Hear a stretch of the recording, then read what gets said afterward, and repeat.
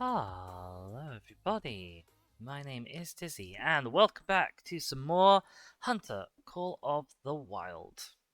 Uh, we are super duper close to the end of our time in Hirschfelden in Germany.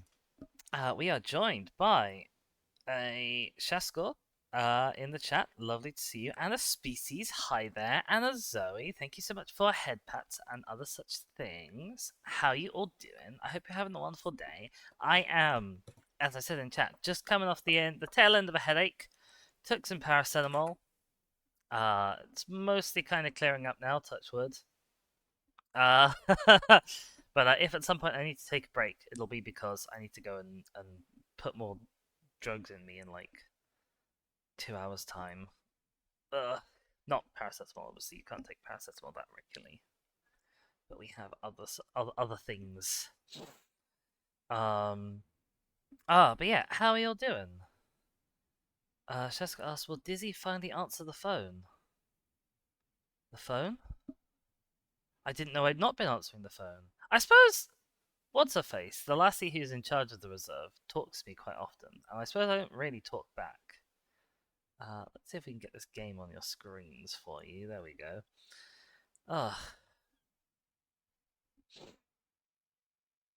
He says, "Feel better." I don't know if that means you feel better or if you're hoping that I feel better. But assuming it's the latter, someone's been trying to call you this whole game. Am I being unusually dense? Oh no, I hate being unusually dense. You're telling me to feel better. Okay, wonderful. Well, thank you. That is very kind of you. Goodness gracious me. All right.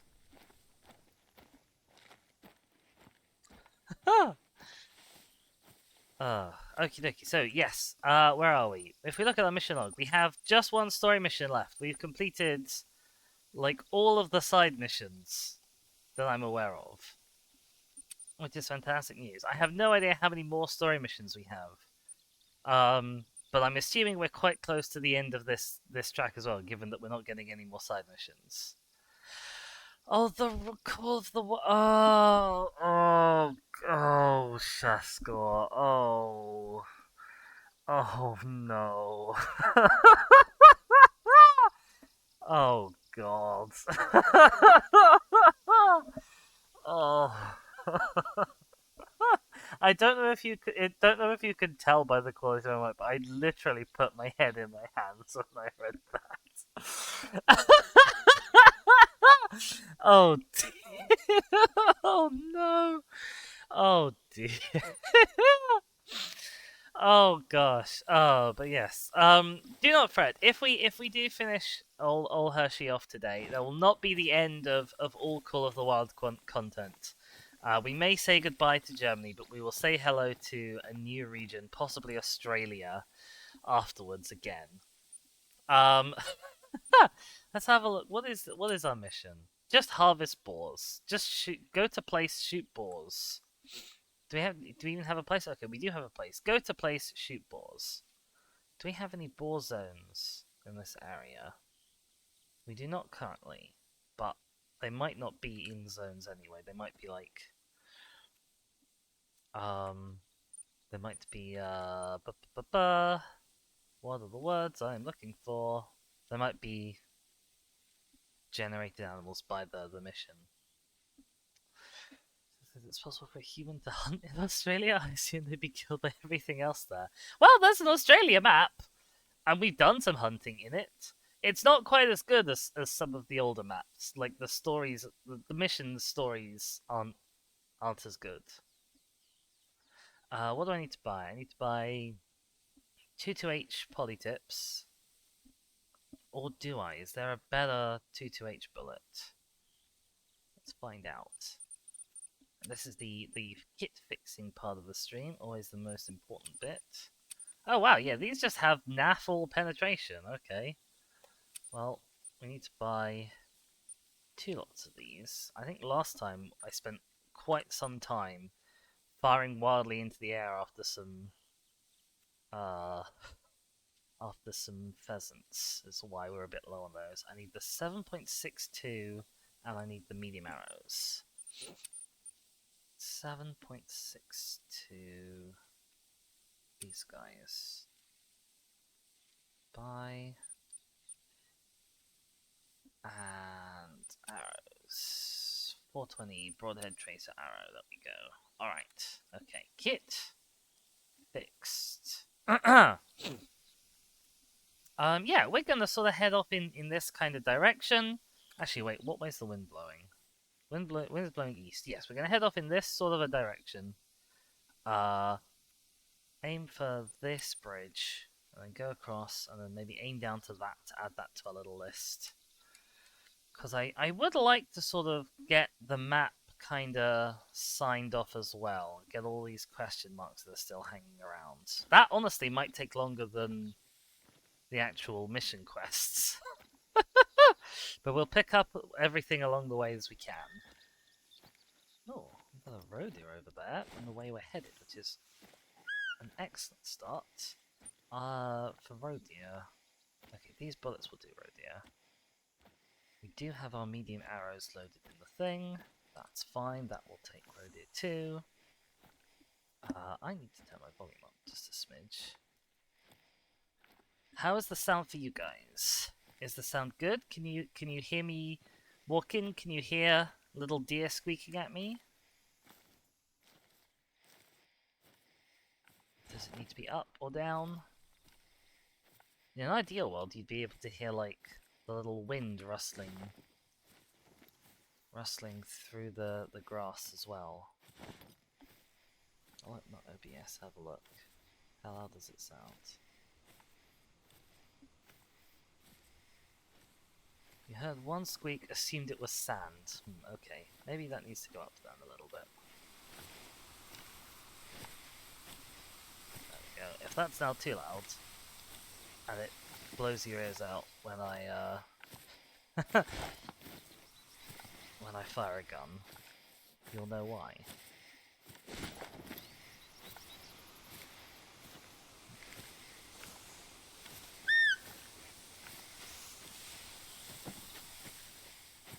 Hello, little deer?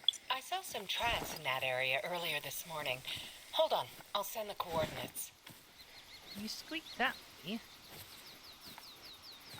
so I sort of assumed that you were close.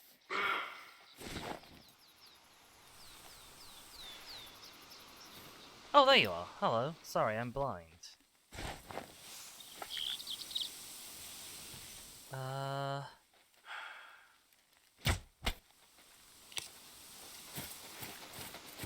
there were two of you. And I definitely didn't get the next shot I was aiming for. Which is not a great start. Where did you go? Where did you go? Did-do.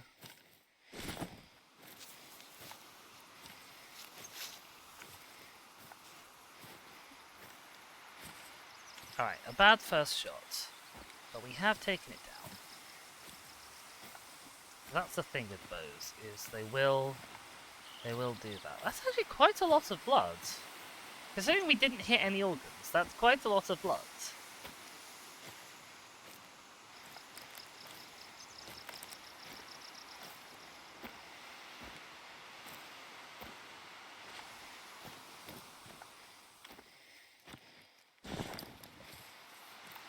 I maybe shouldn't have been greedy and shouldn't have tried to use the bow.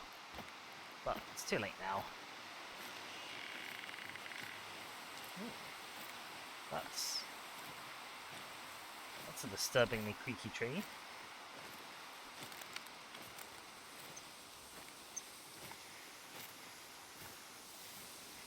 Okay.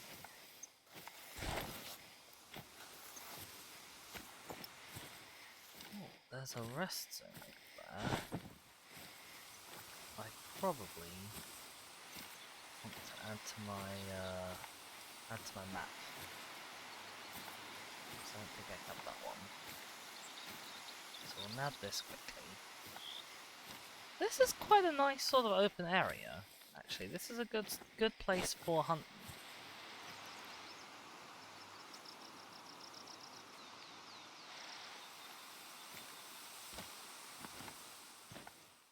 stopped there because I wasn't sure if I was hearing footsteps. I think I was just hearing...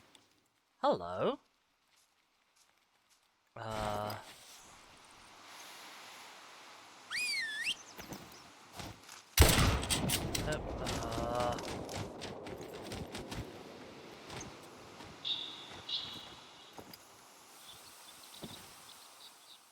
are you? Where are you? Where are you?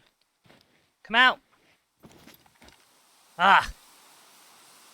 There's one footsteps. It's the phone ringing. I'm not gonna lie, Chescott. Earlier, it felt a little bit like this was sort of one of those, like you're in a coma story and there's someone outside the coma telling you to wake up, kind of things. Chescott! That wasn't an invitation!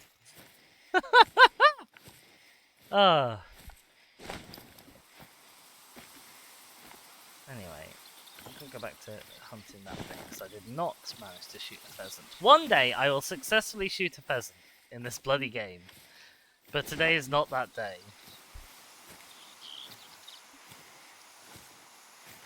You blood? Your blood, okay.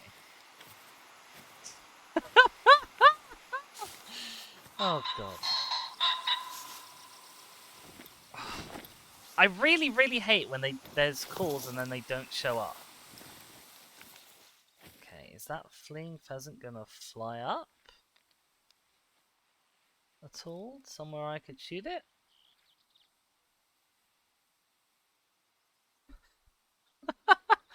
Shesko, you are a bad. You are a naughty. Oh dear. Okay, no pheasants. No pheasants for me today.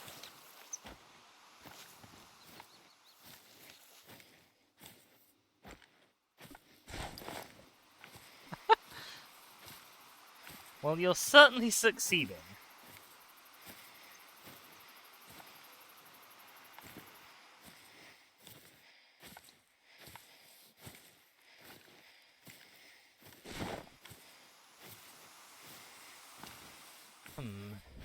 Maybe once we've done all the story quests, I will have to just try and actually like do a dedicated pheasant hunt. Just because there's confused. Look at the engagement your stream is getting. Okay, there is rodeo body. That is what we're after. We have not gone particularly far off track, which is good. We're coming up to some farmland. I don't know if like Twitch. Hang on. This is out of track. I don't know if Twitch like minds how many people do the speaking or not. Like I know it does track the number of different speakers, but I don't know if that's a metric that it actually uses in its algorithms. The algorithms do, of course, remain opaque at all times. Where do we hit it? Oh, I was so close to hitting that next shot. Gosh darn.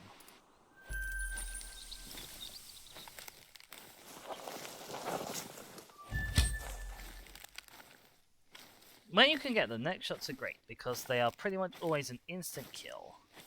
And the neck is the only part of the spine that, for whatever reason, counts as a vital organ.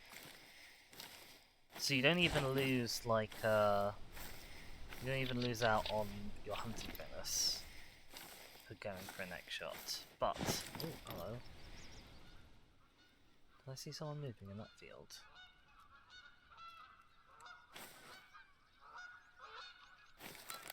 Maybe not. Thank you for that, I think. How long have I had a bonk? Since it became popular over on Shaka's channel. There. Over there. There's something moving. Oh, I'm excited when I get a little text prompt. Or possibly it's just like the transitions things go into render distance. But I think that should already be well within render distance.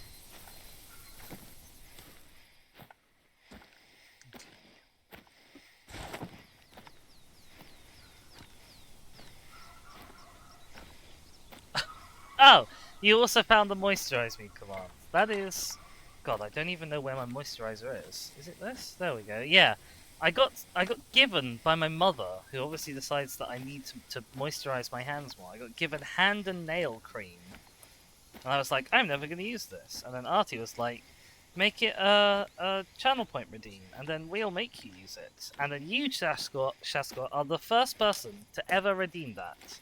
So you can't see it because we're not on hand cam today. I think I've put a bit too much on.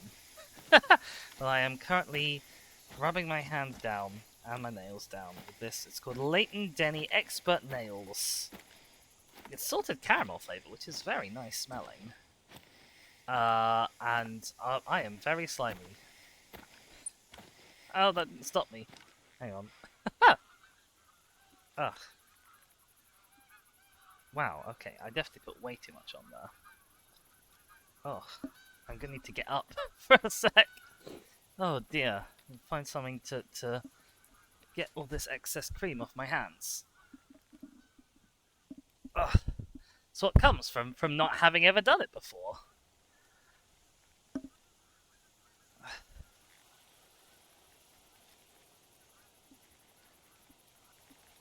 It's a good job that the cupboard where I keep my towels is within one headphone cord's distance from my PC. Oh, okie doke, right.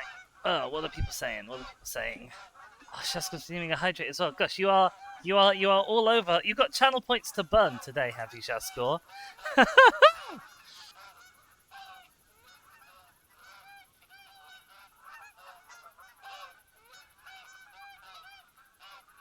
Oh, viciously asking me to take care of myself. Well, I have taken the care. Do I have a stretch redeem? I don't know if I have a stretch redeem, but I'm assuming if I do that one of those is coming imminently too. Oh, my hands feel really gross and tacky still. Even though there's no physical cream left on them. This says you missed my dry humor joke? Oh god, I did miss your dry humor joke. Oh no. Oh dear. Well, whoever was moving, if someone was moving, has probably long gone by now.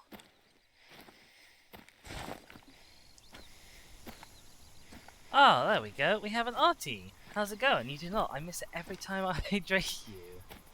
Sheska has also asked for a dino fact.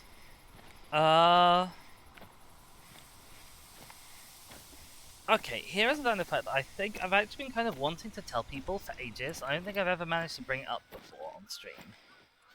And that is a bit of research from the uni where I studied paleontology at. And that is that most colours in birds... What colour are these birds? So most colours in birds are chemical colours. Like there's they produce a specific chemical that's like a... I can't remember what they're called. I think carotenines are one of them. Although maybe those are in plants, given that they're called carotenines. But maybe they're not, I don't know. Yeah, most animals produce a chemical, and that chemical kind of acts as a pigment. But melanin is a little bit different, in that melanin... it produces... No, hang on, how do I words this? Melanin forms physical structures inside your cells that have melanin, inside the body, and inside other things that carry melanin pigment. And it is the shape of those structures determines exactly what color the melanin reflects. So, oh hello, there's a red fox over there. So if you think about how mammals can be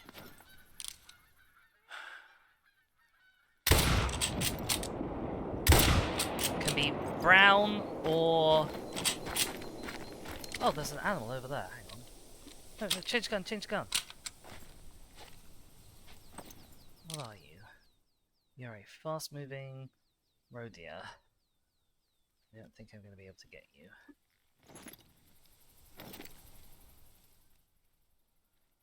I'm not able to get you. That's annoying. But yeah, if you think about how mammals can be reddish or brownish or orangish or kind of dark brown to black colors, those are all melanin. Mammals, for the most part, only really have melanin as a pigment. And the way that we produce these different colors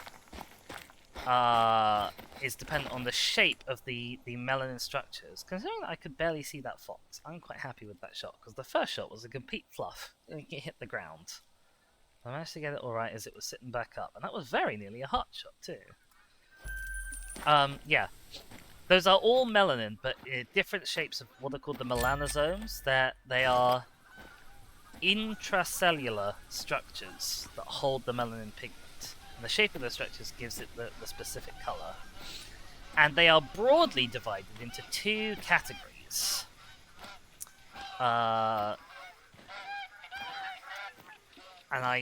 of them is called phemelanosomes, and the other one, I think, I am just trying to remember here, and I last got given a presentation on this topic many years ago, so forgive me if I do get this wrong. But the other kind is called eumelanosomes. So one of these creates a sort of a gingery color, and the other one creates a more sort of dark brown blackish color. And these structures fossilize. Actually, melanin itself is really good at fossilizing. That might be a separate fact at some point.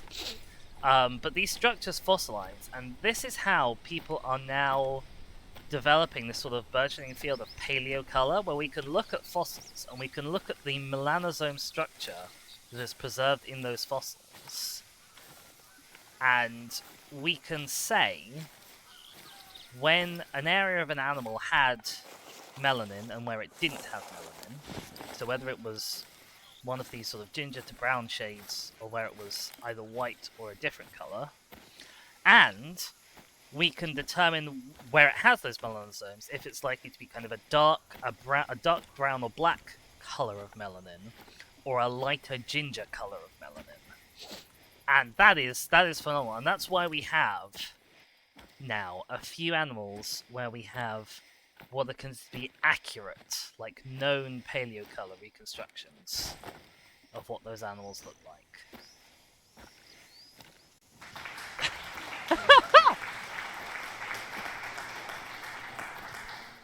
Thank you for the applause, Chescore. I realized that was a really long-winded way of getting to the facts that I was trying to share with you, but I find it desperately interesting.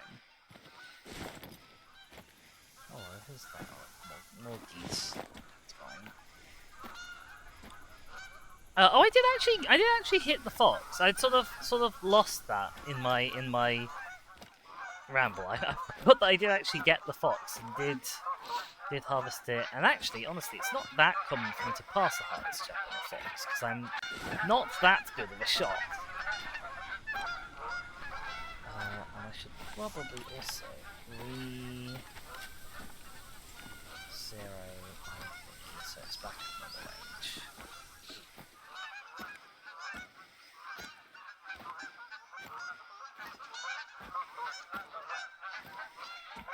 Yeah, considering I managed to get a good shot on a fox that was 100 meters away, while my thing was zeroed to 300 meters. Actually, no, it wasn't zeroed to 300 meters. Never mind, ignore me. This says I just spent 3,000 points and time to have a justification for trying applause. Oh dear. Oh, hello. It's a fallow deer warning call.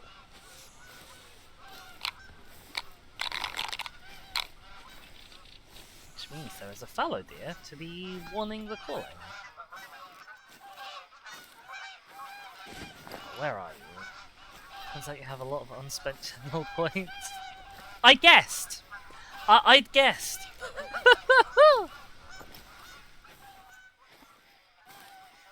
I can sort of understand it. Like, none of my redeems are like things that you desperately want to spend loads and loads of points on, so...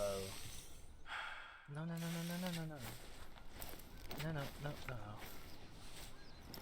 Where are you? There you are.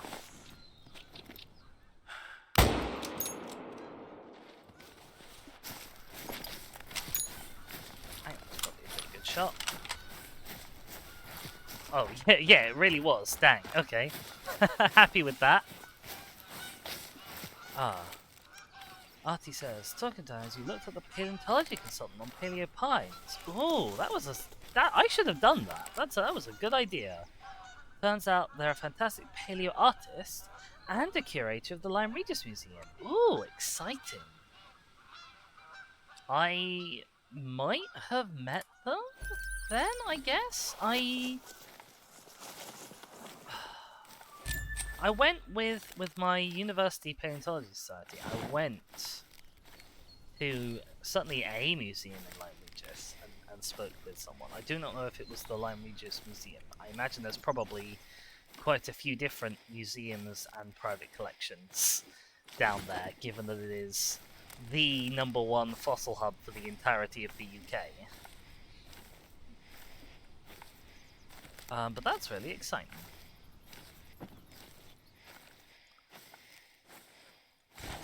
Alright, where are we going next? From here, we are heading down to that.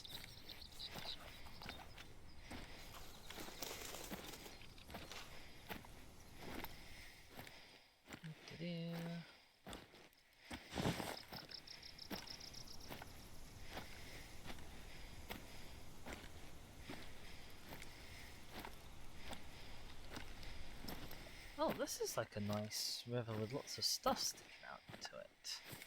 What's we got on the bridge? I must clamber up on this to get a proper look. Because this is the sort of river where you might actually be able to hunt something. Most of the rivers in Hirsch are a bit naff for hunting opportunities. Like, the foliage goes all the way down to the bank, and there's pretty much nowhere for the animals to stand to take a drink. And even if they did stand there and take a drink, you wouldn't be able to see them. But, this one has promise, but I think is currently not living up to that promise.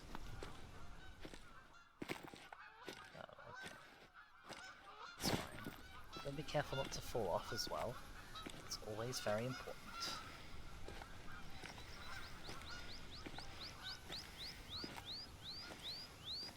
Not on this side. Once again, some potential, a few open areas, but no one is here currently. That's fine.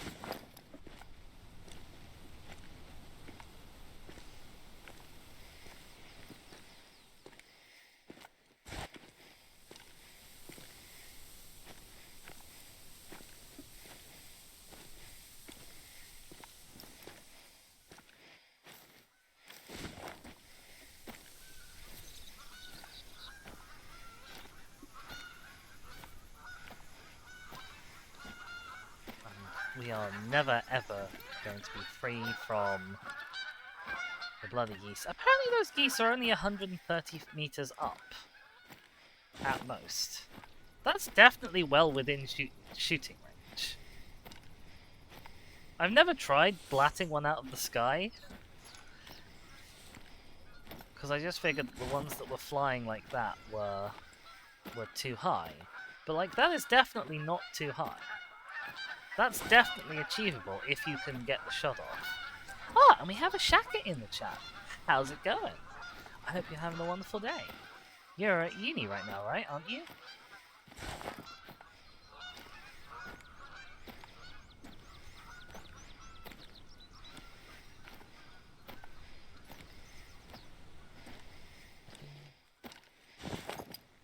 We are currently on our way to the area where the radioactive pigs might be.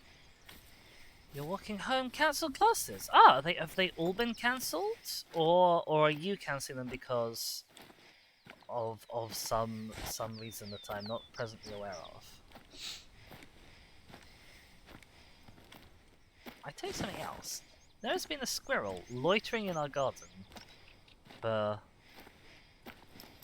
well, at least as long as I've been streaming, and at least 20 minutes before that, because it was poking around all the stuff that our chickens kick out underneath their door, probably looking for like loose discarded grain and stuff. But it's still hopping around, and I keep seeing it out my window. It's sort of hopping back and forth up our lawn. I don't know what it's doing, because normally they don't kind of loiter in one place like this for ages and ages. But I guess he's obviously decided that there's lots of buried food waiting. Look at these seagulls, just lying there waiting to spring up when I get close. Look at you. Look at you. Ahem. Chuck says, afternoon class cancelled, same lecture as yesterday. Fair enough. Well, I mean, lucky you getting to spend more time at home and more time on your projects and stuff, what need time being spent on them. You don't think you've been cancelled? I hope not. Seagull mine. I always think of them as like little landmines. It didn't used to be so much of a problem, but now that there's like actual birds that fly up and you're supposed to shoot, the birds that fly up and aren't really birds and you're not supposed to shoot are a bit more annoying.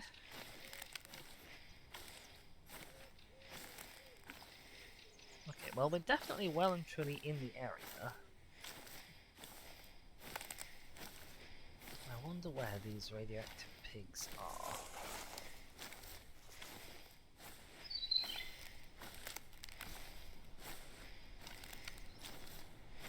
So these aren't really birds? They're not really animals in this. You can't hunt them. If you shoot them, they fall, and then they fall through the ground, and they don't leave behind a body. Seals don't exist, you heard it first. It's not what I'm saying. Oh dear.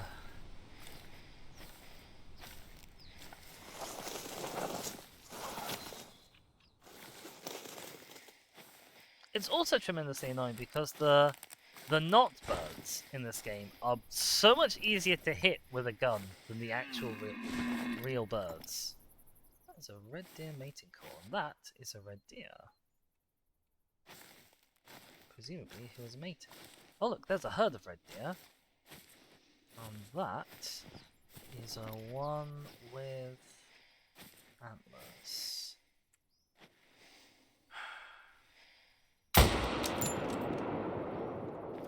That might have been a bit far back. I don't know. That might not have been the best shot. No, okay, we got him, he's down.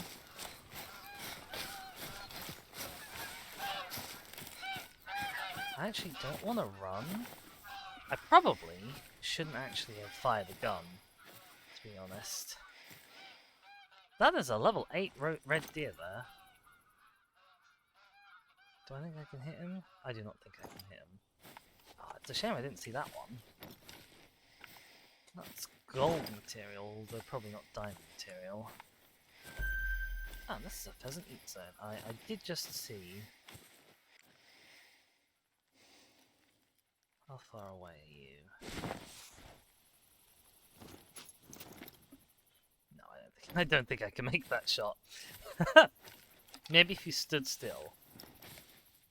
Yeah, I did just see the body, so I'll wander over to that. Shaq says, speaking of Dynafacts, has redeemed a Dynafact. Alright, well, okay, so on the subject of what I was speaking about before with Paleocolor, I think I've spoken to you before about how we've reconstructed counter shading in Psittacosaurus, but the first two Paleocolor publications, at least that I'm aware of, were on Paleocolor in ancient dinosaur feathers. And so we have a good idea about the color patterning in two species, in Microraptor and in Sinosauropteryx. And Microraptor, we have a good idea that this creature was like pretty well all black all over, kind of like a magpie level black iridescence. That's a level 3 Canada Goose. That was a level 3 Canada Goose. Where was that? Where's that? Where's the pheasant? Where's the pheasant? Show me the pheasant. Where's the pheasant? Oh, it's not going to show me the pheasant. I actually definitely shouldn't have fired the gun there, because if there are pigs anywhere around here, I will have speeded now. Might have got away with it if they're not close. Yeah, so Microraptor, you'll see actually in if you have been around for a long time, you saw any of my Prehistoric Kingdom content, you'll have seen that Microraptor is like all iridescent black there, and that is, I think, to the best of our knowledge, an accurate Microraptor color reconstruction. And Sinosauropteryx, meanwhile, is a particularly interesting and sort of charismatic looking species because we believe that its body was predominantly quite orangey, and it had very distinctive ringed white stripes around its tail, which lots of people have compared to modern ring-tailed lemurs. Like, it's the same kind of pattern on their tail. Oh, hello, who's that? Who's that? Who's that? Who's that? That's just a normal red deer. I don't know if I want to blob up the hunting pressure here too much more. You're a silver. Oh, that was a bit of a low shot. Yikes, but we got him. I might mark down that they're over sort of that way. And where's the goose? There's the goose. And see if I can get within bow hunting range. Yeah, so there's lots of depictions. I don't think we have any evidence of like behavior to suggest that they did this, but there's lots of depictions that were released immediately after this discovery was made of Sinosauropteryx doing a sort of a little dance, almost like what Boom Boom does in Paleopines, but where they stick their tails like straight upright to show off this kind of banding pattern on their tails. And it's believed that the tails were like orange and white stripes, although technically we have no way of knowing if there was any color in the patterns that we're in the patches that we're currently perceiving as white. We just know that there's no melanin color there. But orange and white are kind of good, strong colors to bounce off of each other. Just says, I imagine these illustrations are just fan art of research papers.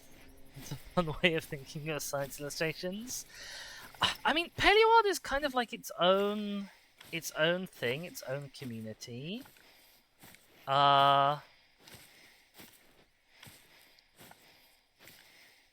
Like, people do try and be accurate. What are you? You're an 8 mythical 263. You're a 7 very hard. Ah, but the mythical one is the furthest away. Of course it is. That's probably far enough away that I don't have to worry about hunting pressure, so... Oh, that was a daft shot. I mucked up that shot there.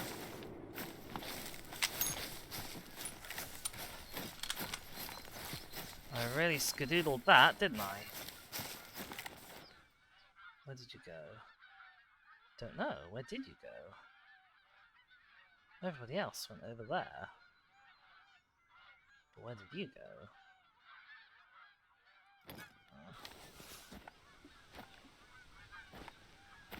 It didn't go down. Ah, I scuffed the shot. I, like, twitched at the last second.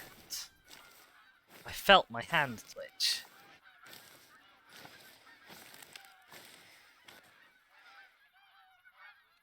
Well, there's some geese over there. I guess I could go looking for.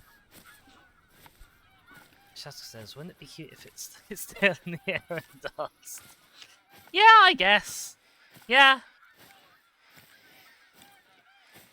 Oh, there's a pheasant. Oh, it's a very distant pheasant, though. Actually, if I were to whistle for that pheasant, I don't even know if I would spook it from this range. But it's good to keep our eyes on it. Make sure this gun is reloaded.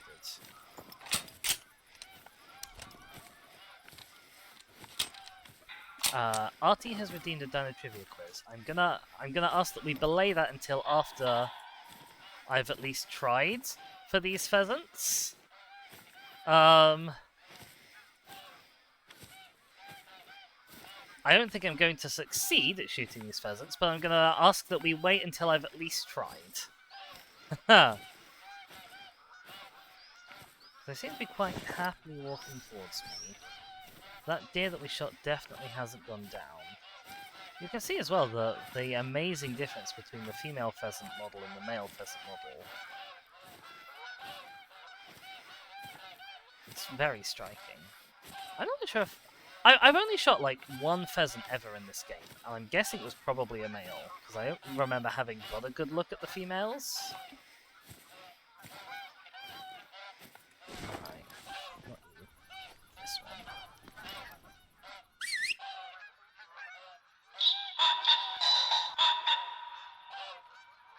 Come on, fly.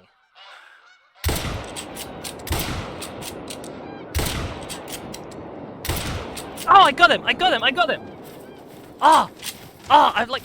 Oh god, they're flying right overhead, Jesus. I like never managed to do that. Oh.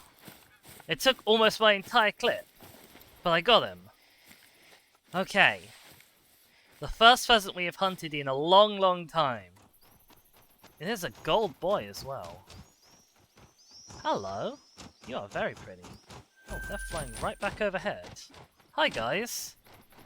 You are obviously not very concerned by me, are you?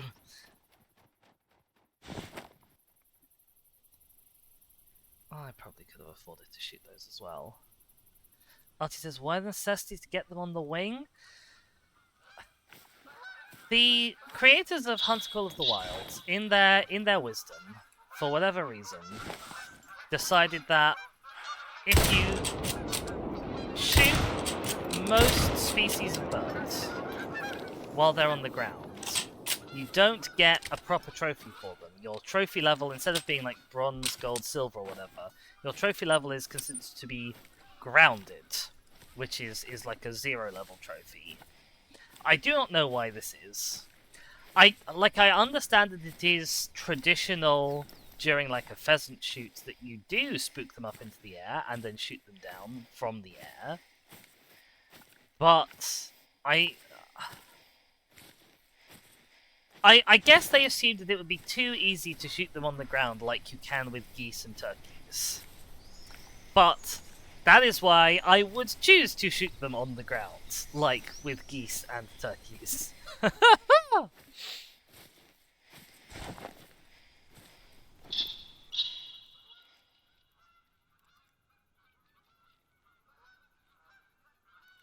hear pheasants fleeing. I do not see pheasants.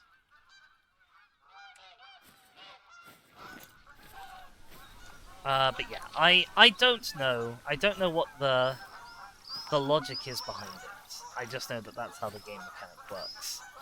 I have not seen any radioactive boars. Now that might partly be because I'm firing my gun quite a lot. But I was sort of expecting that I would be given a little marker of like hunting opportunity here, like I was with the aggressive boar from last stream. Like I was assuming that only certain specific pigs spawned by the mission would be the radioactive ones. That is a very attractive fallow deer. It's moving quite quickly. Oh, I could probably get you. Nope, you've gone behind the hill. And the time it took me to decide if I was going to get you, you went behind the hill. that hill has saved your life. Oh, there's a... yeah, you're also behind a hill! And I'm here looking for pigs. I'm gonna shoot 5 radioactive pigs, apparently. And I only have this area as like a rough guide as to where the radioactive pigs even are. Look how much room there is here. Ah, that is a pig. However, 160 meters-ish that way. So somewhere around there are pigs. Those could be the pigs we're looking for. Or maybe we're just looking for any pigs, I don't know.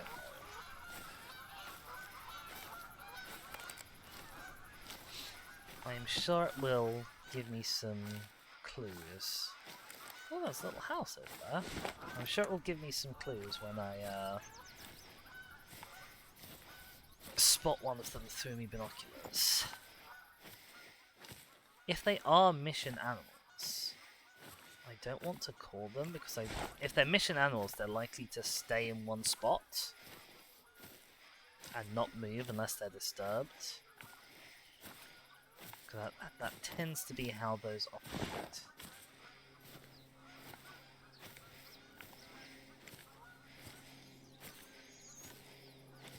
Oh, I'd like to be more east of them, but that has not been a possibility. We've managed to sort of wind our way over this way.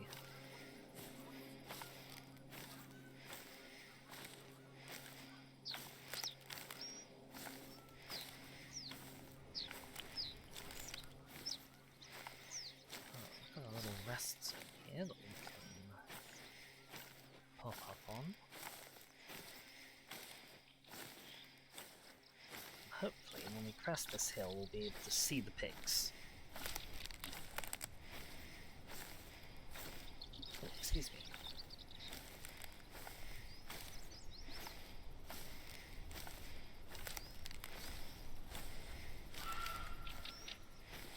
Ah, that is a bit more westwards. Oh, this is a pig resting zone.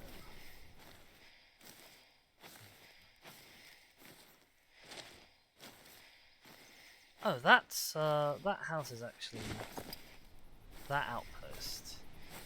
Which I hadn't even realised we were close to. Okay, so these pigs do seem to be on the move, which either means I've already disturbed them, or it means that we are actually hunting like proper pigs. So I get out my pig collar. I might have already moved a little far, but it's good we've got that rest zone. Oh yeah, look, they've just left the rest zone. Sort of 45-ish minutes ago. That's a shame. We nearly could have stumbled on them completely by accident.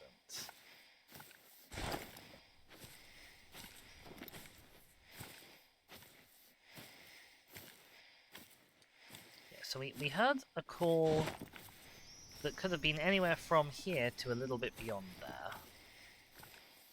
Probably not further than the boundary of this field. That's a goose. And then we had another call over in this direction somewhere. They don't seem to have responded to our reply.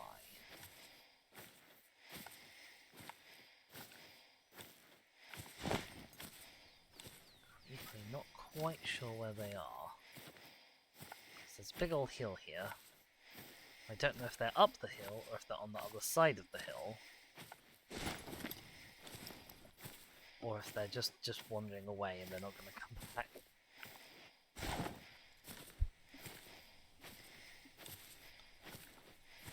Oh, right, yes. So earlier we had a Dino Trivia quiz redeem, which is only the second time I've done one of these. So I have a little pack of cards that say Dinosaur Trivia Quiz. They cost me about £1 in Sainsbury's. But I thought it would be fun for us to go through them and I will answer a question. I will read out a question, and people in chat can volunteer their answers. I'll volunteer my answer, and we can see just how much I actually know, having done a paleontology degree, about dinosaurs. Each card has 2 questions on it. So the card I've got here is the one that we did last time, but I'm looking now at the other question. And the question here, so people can get their answers ready in chat. The question here is: did an apatosaurus have spikes on its head, sharp claws, or a long neck? And if you're thinking, wow, this feels like the sort of trivia question that they're asking infants, then I imagine that probably is what the target audience of Dinosaur Trivia Quiz is.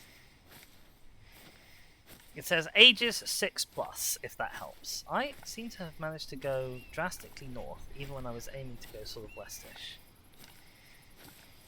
Okay, Artie says long neck.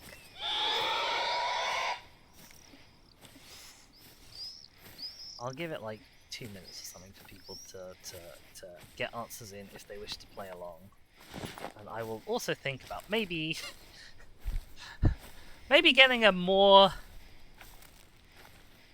intense dinosaur trivia quiz. Although I've got this is 100 quiz questions, so I guess I have 98 questions left to do on this deck. But I was anticipating them being slightly more advanced, given that they're like trivia questions.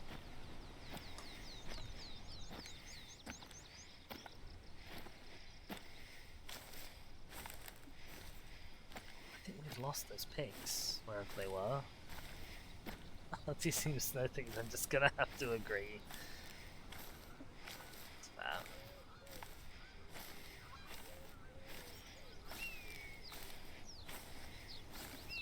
Alright, well, I think it's time for me to chime in my answer. I think that Artie is absolutely right. For a second I misread the question and thought it was like, did it have spikes on its head or spikes on its neck? And I was like, well, there are lots of paleo reconstructions of sauropods with spikes on their neck. Kind of like iguana-like spines you often see, particularly on Diplodocus reconstructions. But no, it was asking, does it have spikes on its head, or does it have a long neck? And it definitely must have a long neck. And the answer is, indeed, it has a long neck. There we go. There's your dinosaur trivia quiz. Artie says, I did some paleozoology at uni. It's always been a low-level interest. That's interesting. Where did you go to uni, if you don't mind doxing yourself? It is not required. I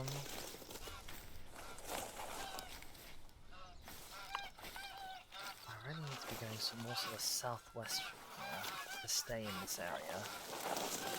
Reading. Oh, okay. I didn't know they had much paleo stuff at Reading. It's exciting to know. Species says maybe they use the spikes and long necks similarly to giraffes. Ah, they don't anymore have any paleo stuff. I see. It was always a bit sad because I always knew that I wanted to do paleontology at university, and there are, or at least when I was applying, there were exactly 4 courses in the UK at undergrad level titled paleontology. There was Bristol's, there was Birmingham's, there was Leicester, and there was Portsmouth. And those are the only paleontology undergrad courses in the whole country. Artie was in the last class of the lecturer. That's so sad. Who was your lecturer? I do not know if I will know them by name, but there is an outside chance I might recognise their name.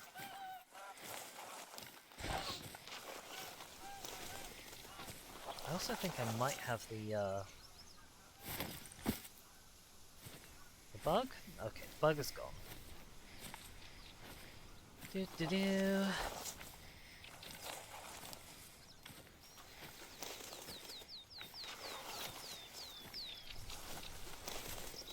bug is back. Okay. With these pig tracks, that would be tremendously helpful. No, these are roe deer tracks. Shaska was wandering off. Thank you so much for stopping by and for your enforced self-care routine. I hope you have a wonderful rest of your day. Artie says, you'll have to get back to me because you need to find out. That is very fair. Oh, Streamlabs is telling me to just save my game. That's unfortunate. Okay, this is a pig track.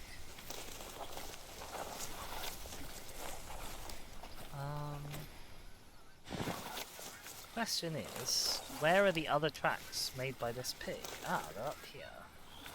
Oh, I think this pig is leaving the area. I don't know if I have to be in the area for this. Like, it doesn't say go to X location and hunt 5 pigs. It says just hunt the radioactive boars. So it might be... Oh, this was a fallow deer track, not a pig track. Never mind. I was going to say it might be worth following it outside the area. Telling you and also me to save your game. Yes, Shaka, could you please save my game? Okay.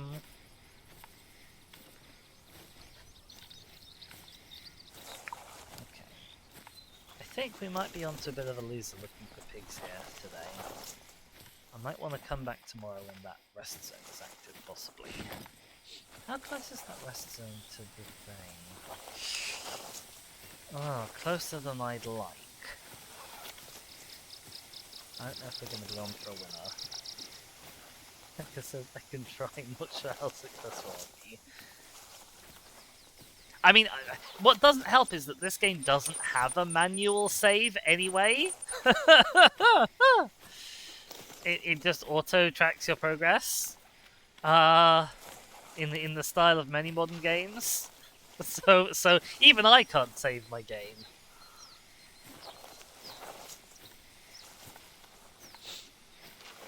Yeah, I was definitely hoping for a little, like, hunting opportunity prompt. I guess I can wander back eastwards in case they're over here. But I'm not expecting them to be. Load up DG3, do a random save. Oh dear.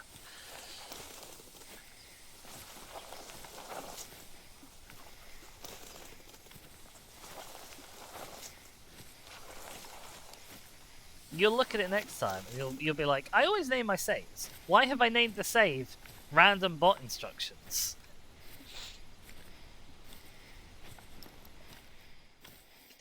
Up and over the hill. We go. Pigs? Any pigs? Can't really see very much.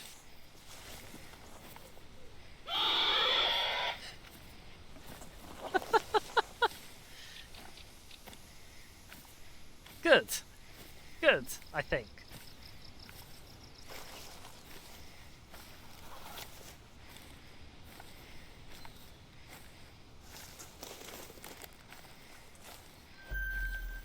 Well, we got a rest zone here at least. Hello. I hear someone. Possibly. Okay, never mind, it's a roe deer.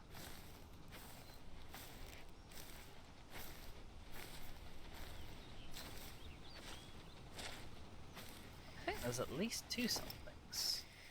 Oh, that's a fallow deer. Resting at this fallow deer rest zone, what we have found.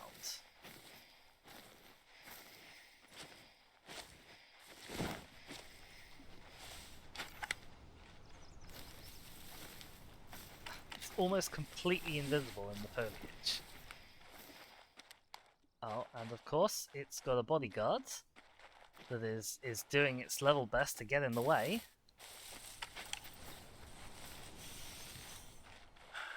I hit the bodyguard, I think. I hit an animal somewhere. I do not think I hit the animal I was aiming at.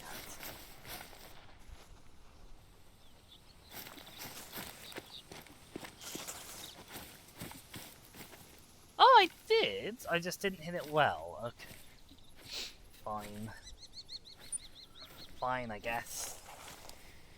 Oh, hang on, I need to zero that. There we go. That's a shame. I hope it wasn't a good fallow deer.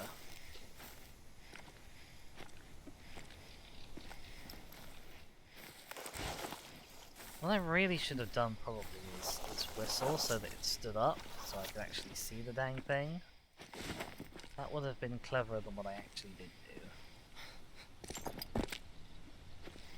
Artie says, I'm getting very grumpy with the Reading University website. Oh, university websites are always terrible. I say this both as somebody who's been a student, but also as somebody who's had to, like, do a staff profile on them, because apparently when you're a PhD student you count as staff for that kind of thing. Requiring you to log in for module descriptions. Oh, boo. Hiss. That's so unhelpful. What if you're an employer looking to see what one of your little potential applicants has done? Has this deer even died? This deer has died. That's something.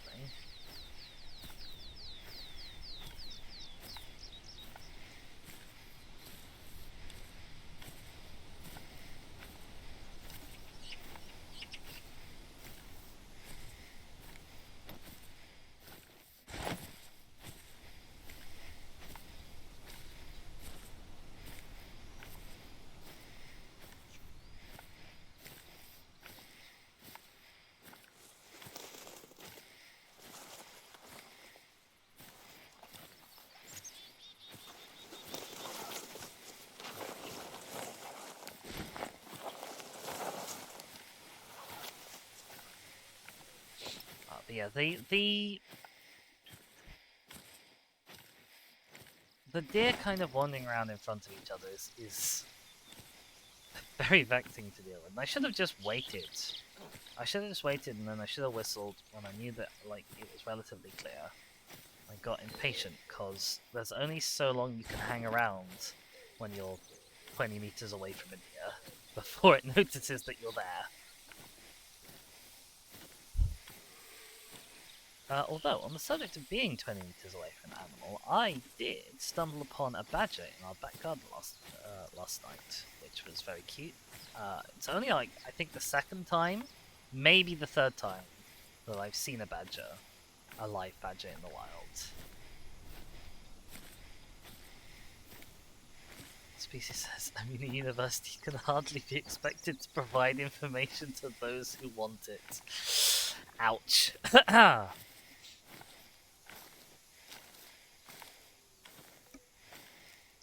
we're under 50% health, so we're halfway there to wherever this thing has gone.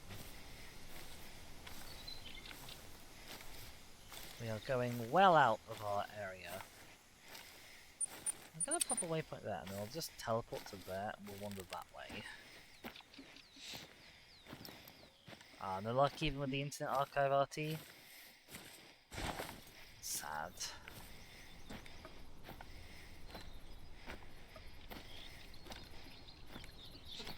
If they have a list of staff profiles, they might maintain profiles for staff who have left. And if they don't maintain profiles for staff who have left, the archive might have profiles for staff from before they left.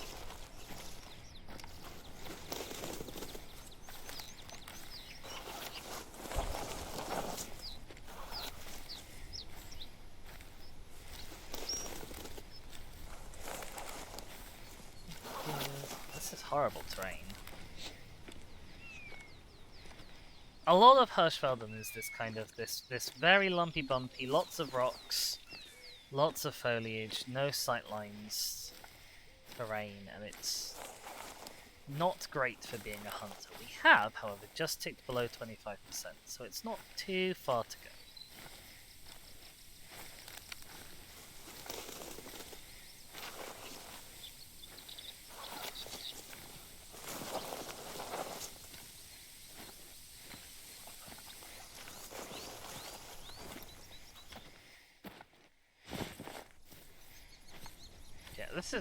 beautiful terrain to walk through on a lovely path, but you will never ever see an animal here.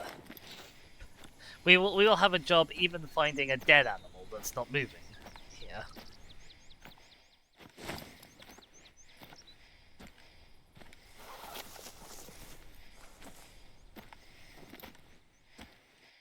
Ah, more sleepy zone things though, which is good.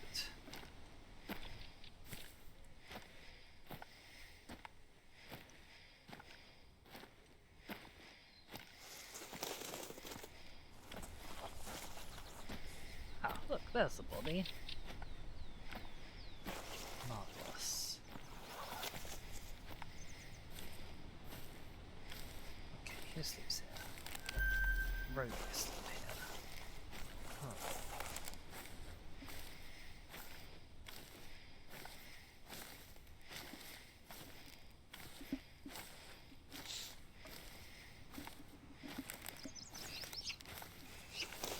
Oh, I don't need a stretch routine because I just do a big stretch all the time because I'm so tired sometimes. It's this game.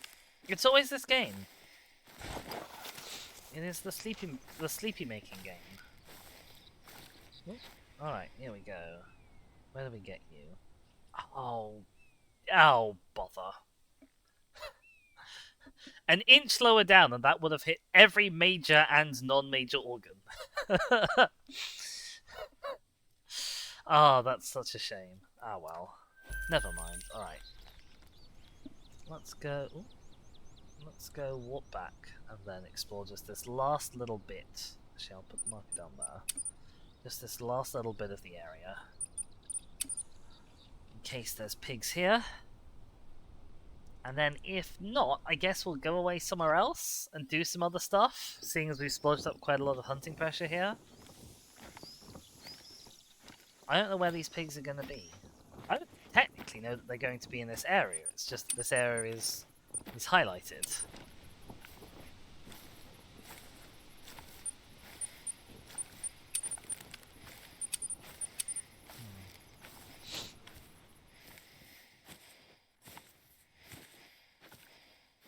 It could just be that this area is highlighted by a bug or a glitch of some kind. That would be awkward.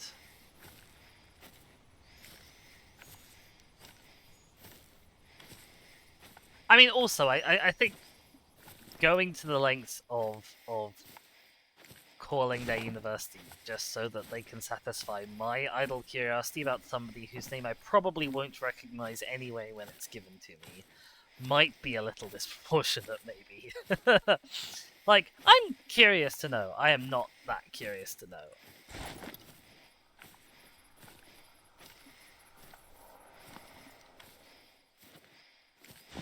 I would, as a rule, not ask people to make any kind of phone call ever if they don't have to. Oh, hello. Who's that? Pig goose. Pig goose. Come back, pig goose. Ugh, why do these pig goose run from me?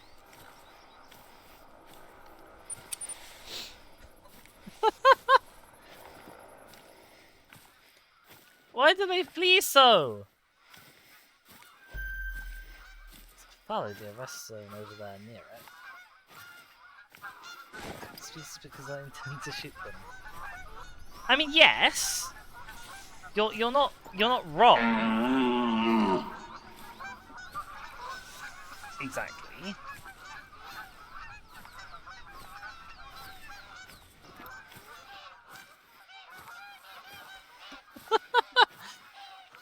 Look, you all make excellent points.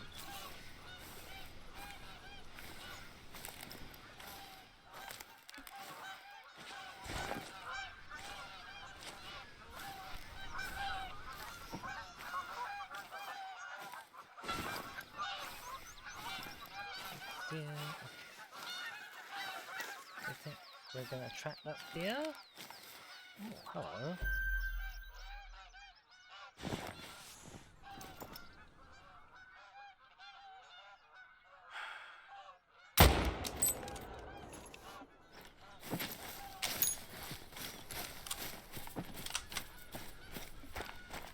that was a pretty okay shot.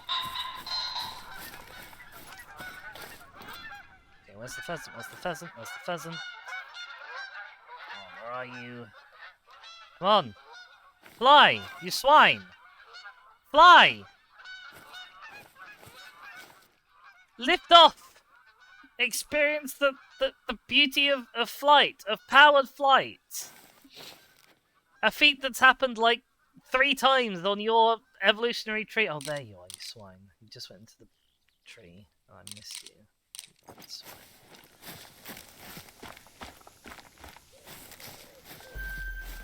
Okay.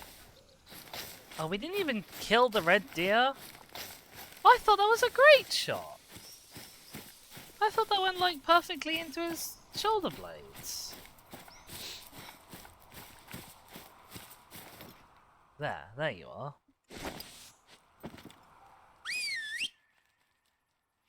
Come on, fly. Fly. Fly! Yeah, I know! Fly! Fly!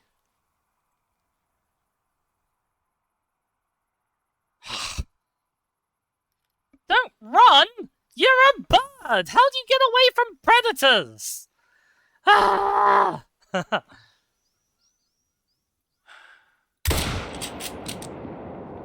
No, I'm not going. No, okay. Well, we tried.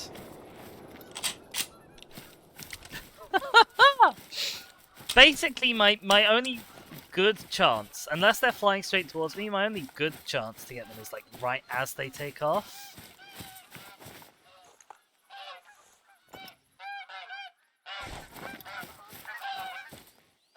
No, that deer did not die.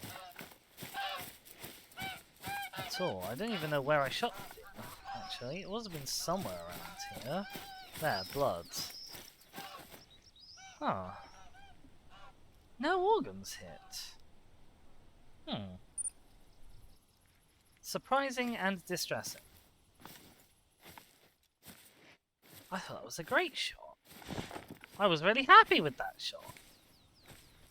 And I missed the pheasant. And the pigs have got away now.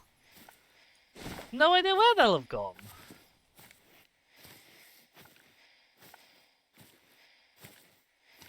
I have to identify them by the radioactive cesium-contaminated feces.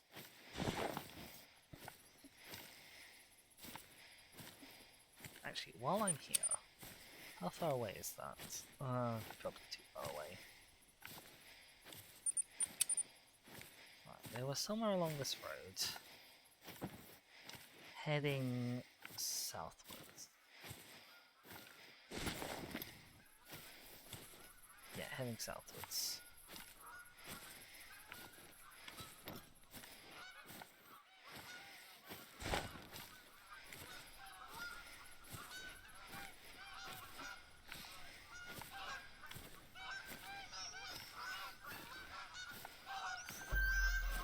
I probably have been needing my shots too much for these specimens. I think probably bullet travel time is actually nowhere near as much as I'm making it out to be in my head.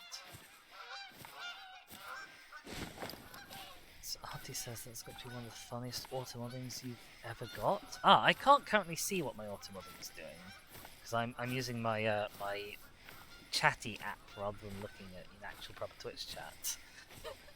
I'm very curious as to what you've been automodded for. See if I can. Hang on. Chat.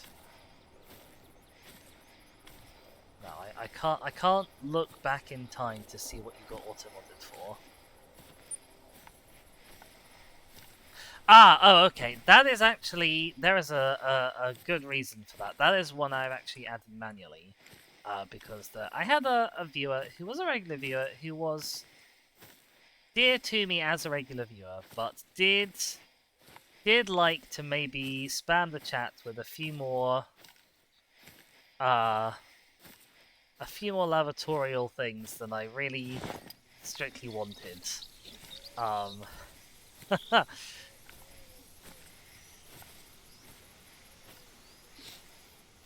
yeah, I'm not a very scat friendly person.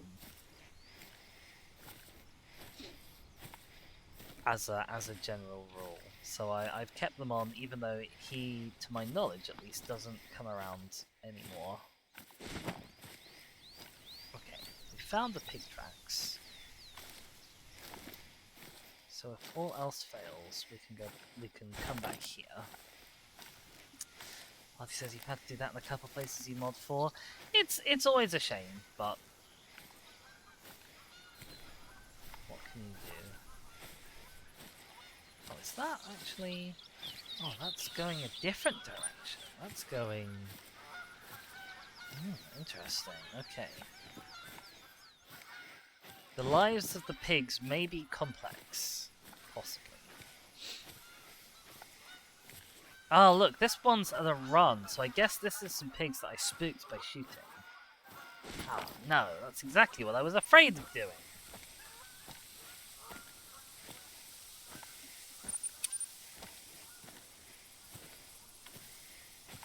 There's a little herd of resting fallow deer here. There's at least one male. I'm gonna try and sneak up on it. It's on the other side of this rock here. It's not a rock, it's an info point. It's a series of stacked stones.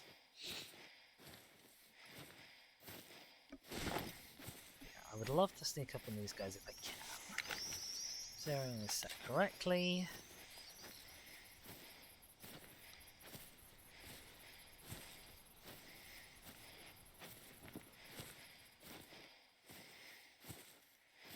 Oh, you swine. Why are you getting up now?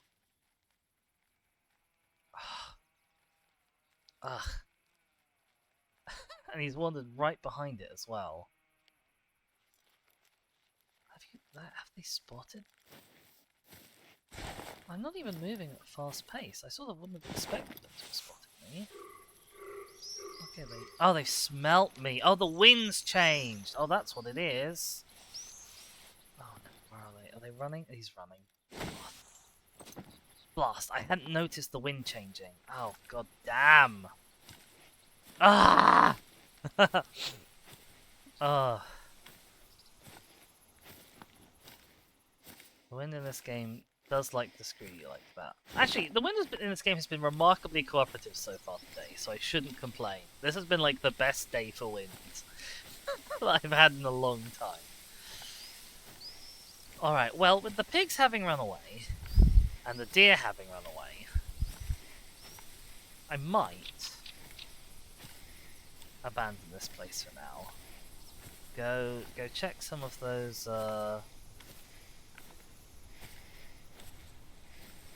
Go check some of those little question mark, little points of interest off my list for the rest of this stream instead. Come back at another time when there's less hunting pressure blobbed up here. Maybe even tomorrow when I can access this boar resting zone.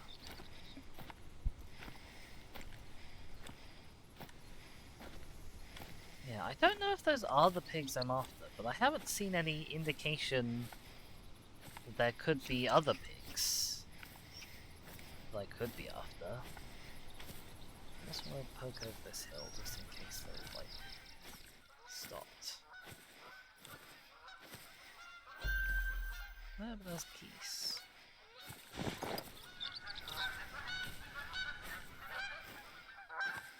Those geese are not... They're a little far away, and they're right in the middle of all that hunting pressure, so I think... Oh, hello! I think we're going to shoot this guy instead.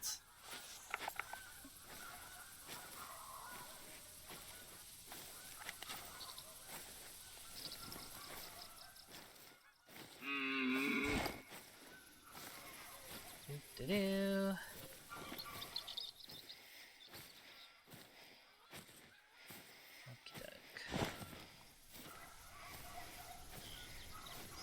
I might actually want to, because this is very open ground. I might want to approach this actually crouch. This is going to be a bit of a slow and painful approach, for which I apologise. but it should at least be a quiet approach. I feel like you or I wouldn't be fooled by me on all fours doing like a little army crawl across an open field towards us. But luckily, the deer are not that clever.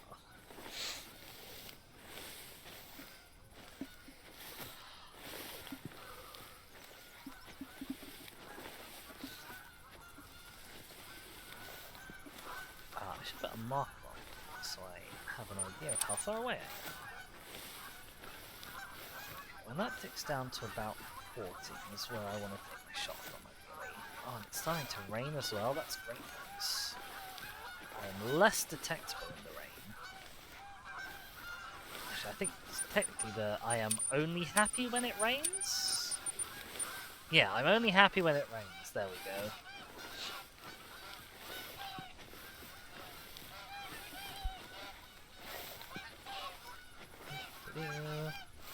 Sneakity sneak. Sneakity sneak. Sneaking up on this deer. I really wish these markers, when you'd spotted the deer, told you all the information that you got from that spot. Text says you are often unhappy when it rains. Yes, but are you ever happy when it's not raining? It doesn't say that you're always happy when it rains. It says that you're only happy when it rains. And we have a king girl. I'll have a gander at those geese. Yes, they are making quite the racket. But welcome, king girl. How's it going? I hope you're having a lovely day.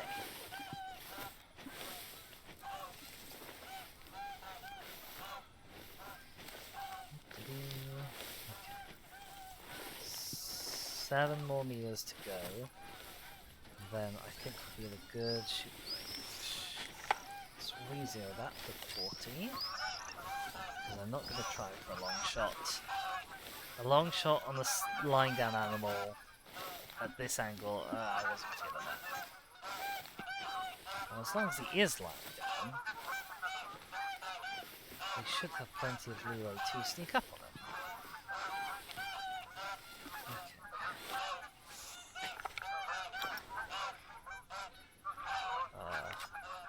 Is it you? Are you still up?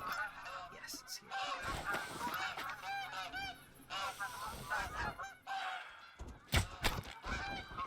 That might have been a little far back as well. No, I was nearly quick enough. I didn't even see that one. I was nearly quick enough to get him anyway. That's a shame. Ha!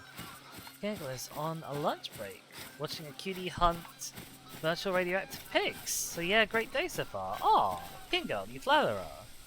I have not had any luck with the radioactive pigs so far today, it must be said. I love the rain in this game. I mean, I like the rain in real life as well, but I love the rain in this game. Just, I don't know if you can hear it over the geese, but it just sounds so soothing. And it comes with the benefits of not having to actually be out in the rain yourself and getting wet.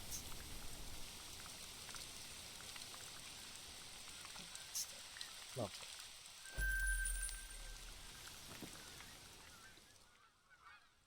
It's a shame you missed out on that other male, even if by only a second or two. Jack says, I love rain when I'm inside and doing a lesson. Being outside in it is not fun. No, I agree.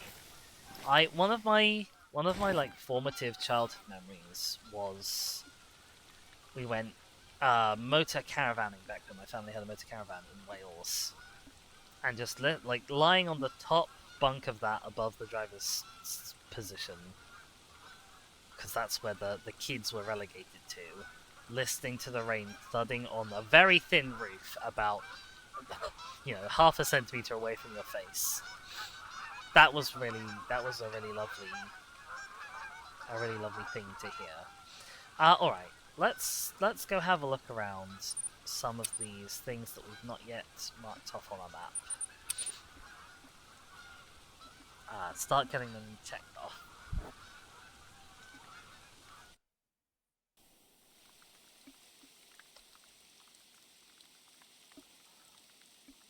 Get away from those geese. My god. We're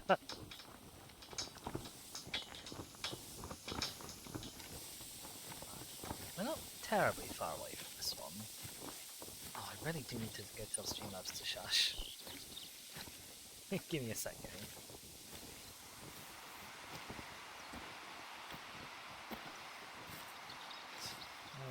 Streamlabs. If you see anything on screen, by the way, I can't see the game right now, so like, just yell in chat if you see something that I need to shoot. Timers. Save game timer. Shh. There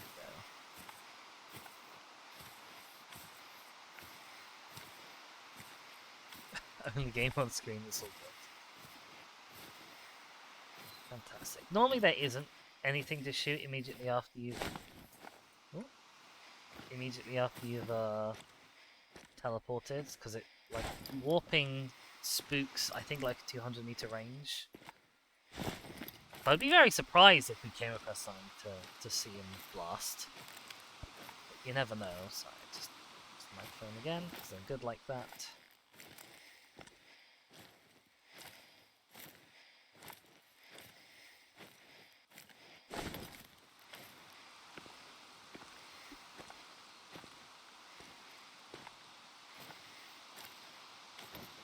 I would never do such a thing, Shaka.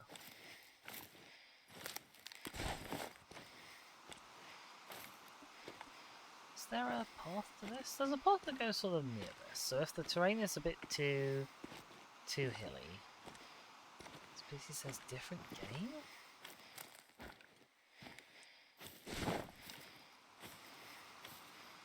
What?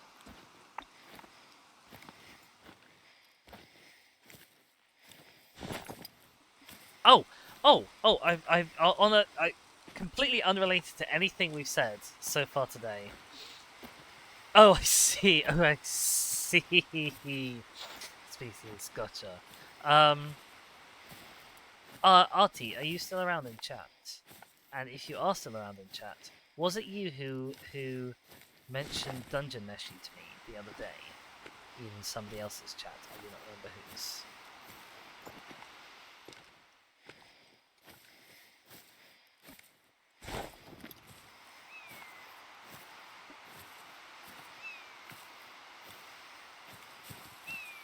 Your chat was likely fair enough. Alright, because I am conceptually intrigued by Dungeon Neshi, but I have had a problem in the past with many different animes, in that what I really want is something that is a lot less violent than a lot of animes that I've seen. In fact, almost all animes I have seen are tremendously violent things, and it's really not what I'm looking for in anime. And I wish to ask you, and I guess technically this is a very spoilery question about Dungeon Neshi. Is it A, tremendously spoilery and tremendously violent, and B, if it is tremendously violent, is there lots of like permanent main character death? If there's like reversible main character death, then that's probably not such a big deal. But if there's like lots of permanent main character death, it's just not something I'm looking for. There is 0 permanent main character death. That's good. Is it tremendously violent? Because I saw a compilation on Twitter, like a in the works AMV, I think it was, but I didn't have the sound on, and it looked like there was lots of kind of quite violent death going on. And I was like, oh, I was so excited for this, and now it's turned out to be kind of just like every other anime that doesn't interest me. So if that's not the case, I will be quite happy. Because I was a little sad at this, potentially. Ah, we have a BG. Hi there. Real life has permanent main character death. I'm not sure if real life has main characters, but other than that, yes.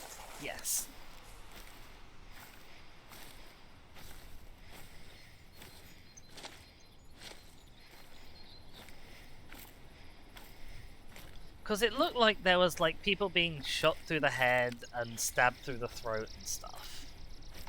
And I'm like, I'm just not really here for that. Maybe it's partly sort of being a Westerner and thinking of cartoons as being quite sort of friendly things. And I know anime and Western cartoons are not the same thing, but like that's still the approach that I want, I think, from anime, even though it's not necessarily like a realistic expectation. That was a very close mating call. Hi there. Can you be coaxed this way? It's a D&D style death and resurrection thing. That's what I thought it might be. That probably isn't so bad. But yeah, I just... What I want from like a fantasy anime type thing is more something like Konosuba, where there's very rarely much in the way of real... Oh, I just got behind that tree. Very little in the way of like real lasting negative consequences for the heroes. Because that's kind of what I want in most of my media anyway.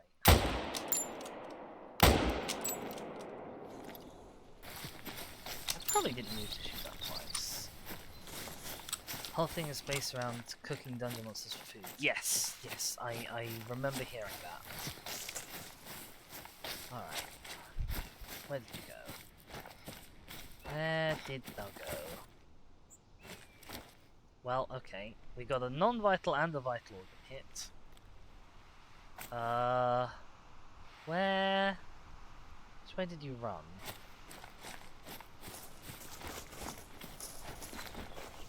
This way, okay.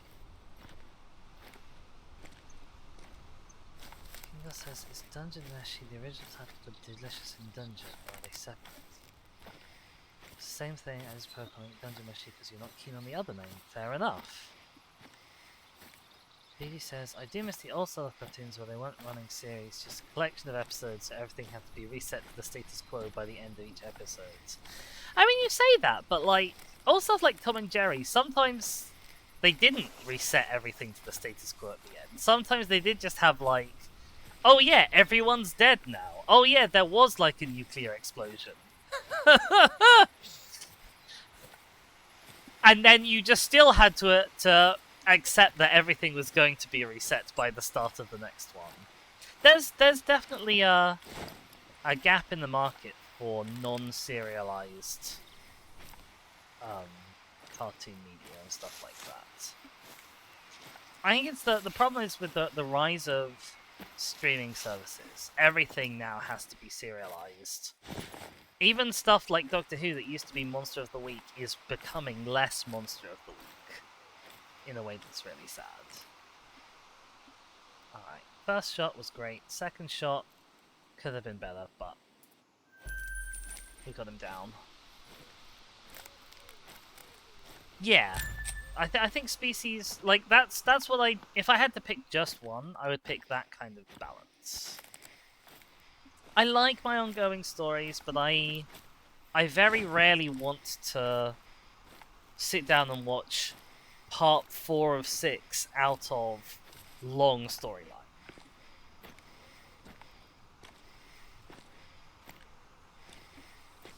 Artie says, that's the thing about Dungeon Meshi, is it does tend towards Monster of the Week. That's good. These are things Gumball, which I don't know a lot about. Kingo says, Mesh seems fun, the concept does make me want a fantasy / isekai cooking show, like one of those cooking tours visiting the orc tribes and elf kingdom and stuff.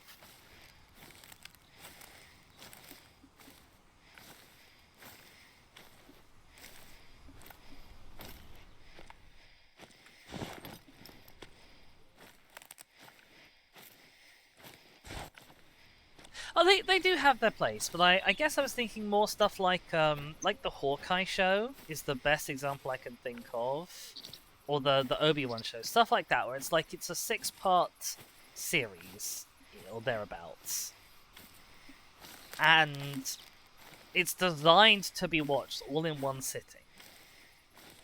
Like, I would never come to Netflix or Disney Plus. I'd never come to Disney Plus and think, oh gosh, you know what I want to watch today? I really want to watch episode 4 of The Hawkeye Show.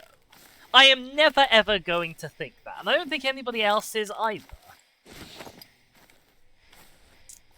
You know? Like, but I'll come to Doctor Who, let's say, and think, oh, well, I'd happily watch, Series 1, Episode 3, Dalek. Or it's not Episode 3, it's like Episode 5 or 6 or something. But, like, that's, like, when it's Monster of the Week, you can just watch any episode, more or less. Some of them are, like, two-parters. But the Doctor Who Flux event, that was like a 6-part miniseries, I'm never going to be like, oh, I really want to watch episode 3 of the Flux. Why would I? I'm not insane. Because it only works in the context of the longer story, even though the longer story was not that good. There are other reasons for not wanting to watch Flux. Like, I'm never going to want to do that.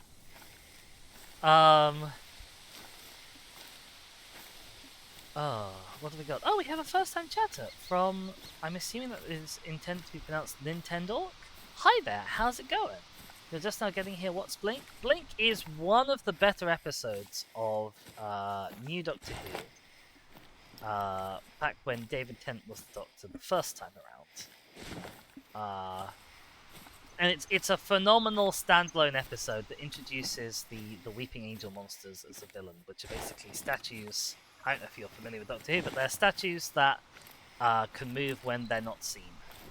And the episode was really well shot because the statues never move on screen. Like, the viewer is also a person observing them and keeping them from moving. And then they only move in the bits where you can't see them, which is really cool.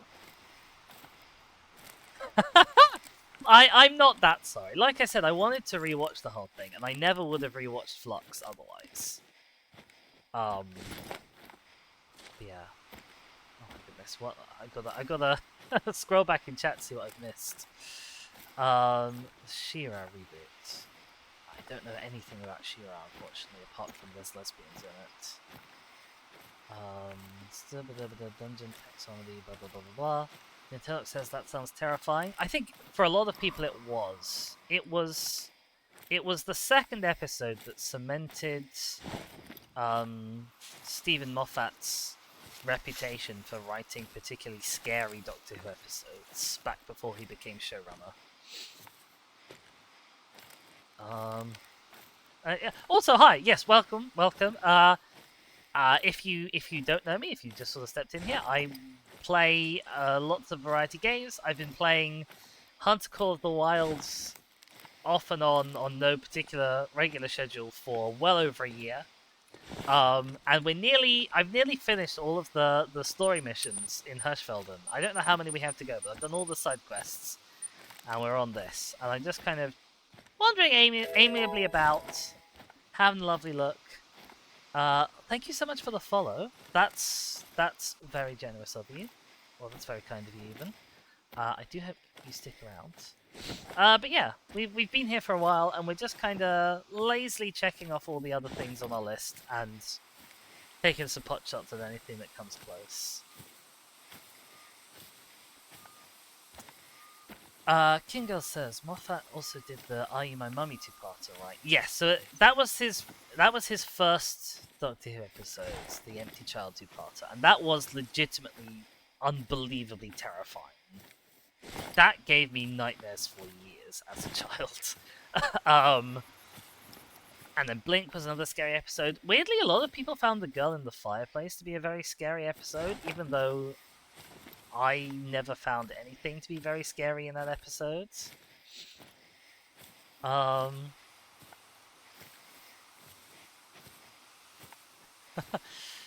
boy. Yeah, well, I think that was the only one nearby that we want to get, so we'll probably pick a spot and fast travel somewhere else. What way's the wind blowing currently? Southeast. So let's... Shall we travel there and grab this one, and then see if we can get across the river to that one? Sounds like a plan. And that will probably be it for the stream, I'm guessing. I don't know. Science in the Library is another one of his. Yep, the first Riversong episodes. There's so much potential with that character that was wasted by then having all of that potential explored by Stephen Moffat. Oh. Well, yeah, Kingo, but is everyone living? I don't think people actually dying is scary. Like, people die in Star Wars, and Star Wars isn't scary. Loads of people die in Star Wars. They blow up a whole planet in the very first one they ever did. But that's not scary. Like, you know, it's scary because it's menacing and it's threatening and it's completely unstoppable. And at the same time, like, weirdly, just like familiar, adjacent enough to the familiar that it looks like a child, but you kind of can't see its face. It's like the Empty Child is a perfectly designed monster. The Angels are a pretty perfectly designed monster as well. They got a little bit oversaturated during Moffat's tenure. They showed up a few too many times.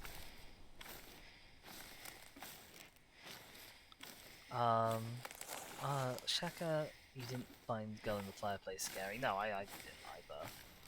Artie says you found it kind of sad. Differential aging due to time travel always makes for a depressing time. I never thought about it in a depressing way, but the ending is quite a downer ending, yeah.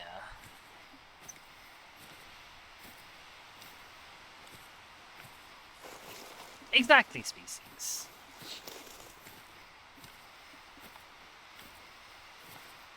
Planet, Peach says, if the planet was cameras on the planet you saw lasers coming, it would be a lot more scary.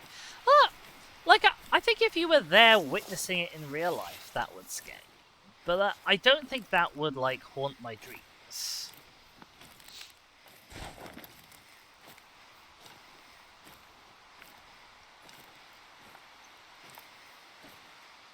I don't think that would give me nightmares in the same way.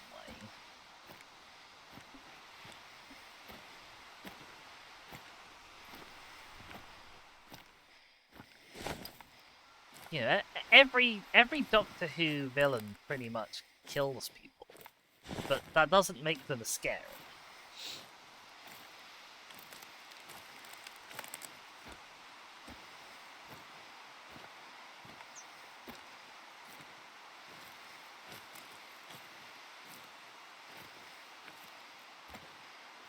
See, I haven't seen Terminator 2, so I do not know what that's like.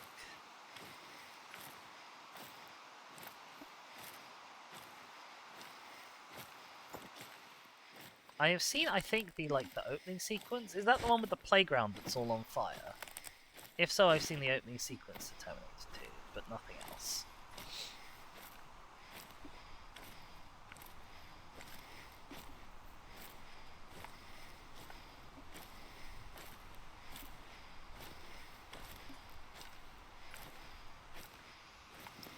It seems to be a little bit of an empty bit of forest, which is slightly unfortunate. Hello out there. Hello. Anyone home?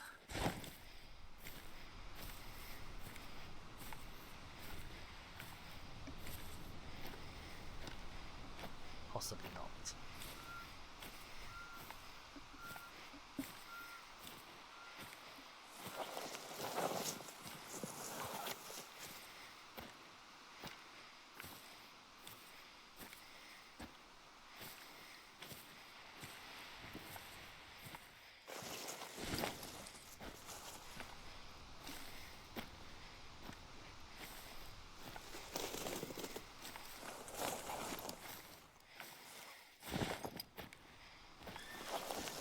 Okay, somebody is home. Fantastic. Also, somebody's been napping here, which is even better.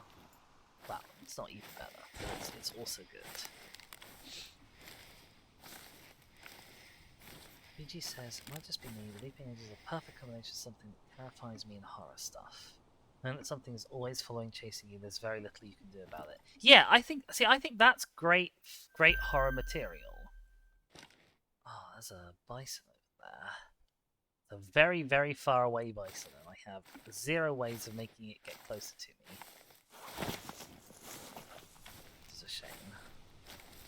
Because the only bison hunting gear I have on me at the moment are this and my bow. Oh, this is a bison rest zone. Okay, where was the bison? There. Bison was well on the way to where I'm trying to go, which is handy. That little road here doesn't seem to have shown up in response to me calling it. I'll give it one more go. Artie says, in terms of Dungeon Eshi, I'll do another watch through of what's out with that in mind. Tend to be a bit take it in stride otherwise. Oh, hello. You are. How far away are you? 49 meters.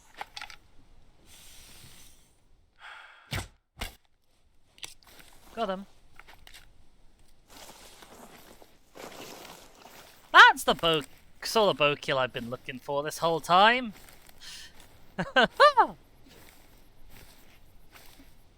says, I now kind of want to mentally compare the Leaping Angels and the Clockwork Robots.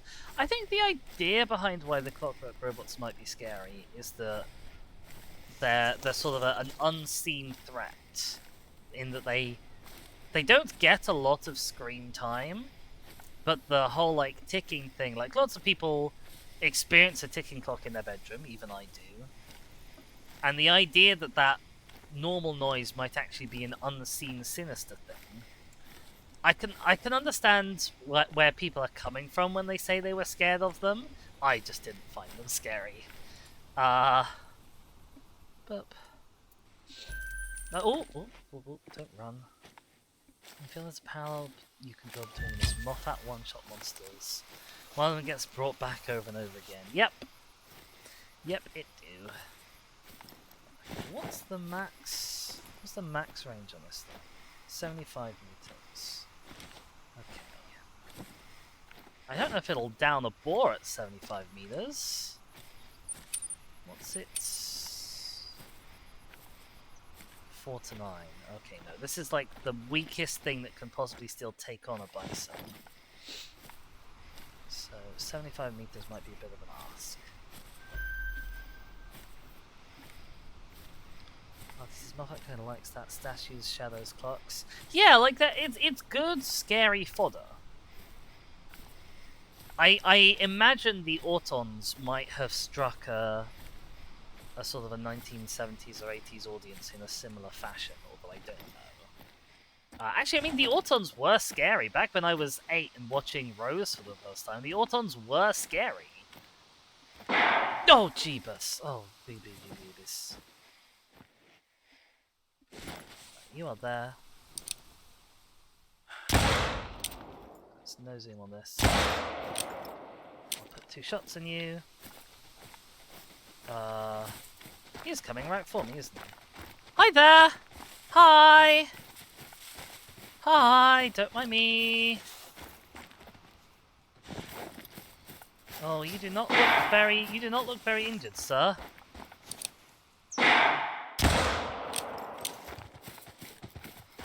Hi there! Oh, it's starting to get dark. I need to take a hand off the keyboard to...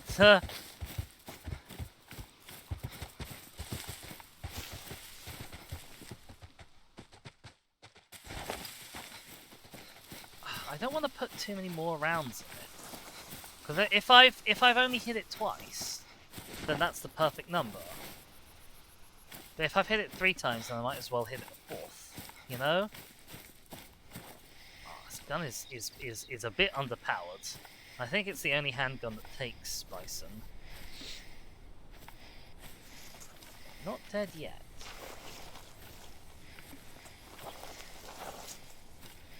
I don't know where it has gone though.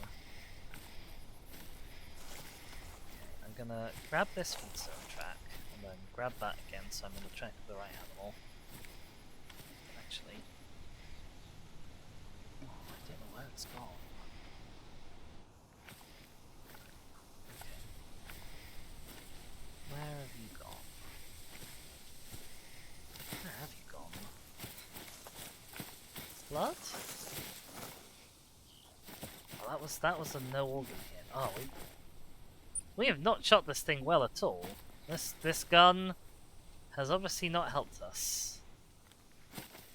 Actually, we've not managed to hit any organs on this bison at all, so it might not die. Which is a bit unfortunate. Tracks head back this way.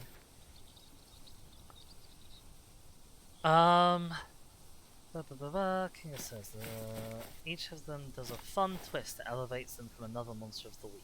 Yes. And I think Moffat was a great Monster of the Week writer. He just was not a good showrunner. Okay, the bison has gone down. We just need to find where. This is going to be a little tricky. Because it's run just sort of all over its own tracks. Is that blood? This is a blood track, and that's the one we're after. Okay, that is a blood track. Fantastic. I'll go grab that in a sec. I want to see what this is. Ooh, it's an info point. Oh, I need a hydrate. I need to drink. I think Artie redeemed a hydrate a long time ago. I did not hydrate from it, so I'm going to do that now.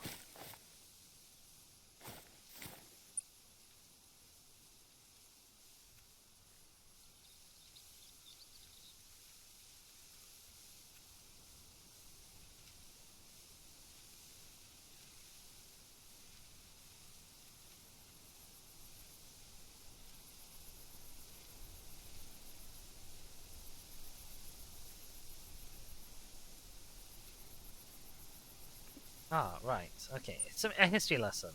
I have no idea who the considered pagans are. But, yeah. Knights. Doing conquest and stuff in Germany. There was quite a lot of that.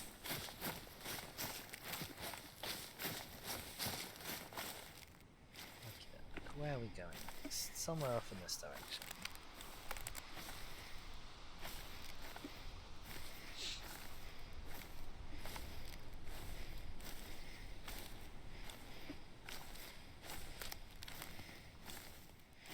I have been told as well, actually, on the subject of Stephen Moffat and his episodes, I've been told that one of the reasons why stuff like the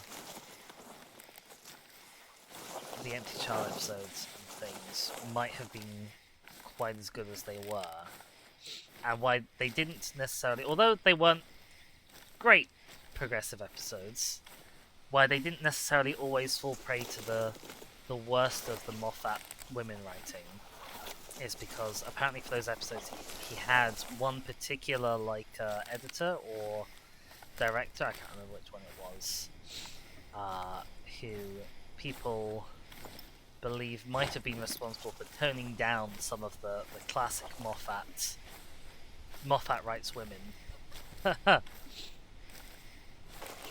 He says, I saw Teutonic Order, so I'd assume they'd mean the Romuvan religion.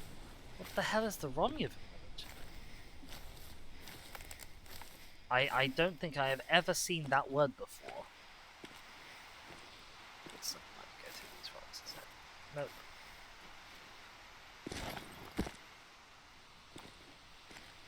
Old religion in the Baltic states. Oh. In CK2, might be in CK3.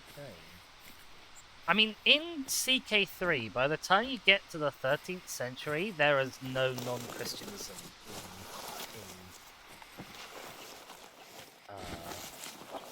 in Europe. I need to get out my notes blockers. Christianity, there we go, not Christianism. Kingo's off. Oh, we will miss you while you are gone, as we always do. But thank you so much for stopping by. Being a sweetie. I hope you enjoy the rest of your day. Oh, night vision. I forgot how good night vision was. It's how long has it passed? Oh, it's only a little bit past dark, really.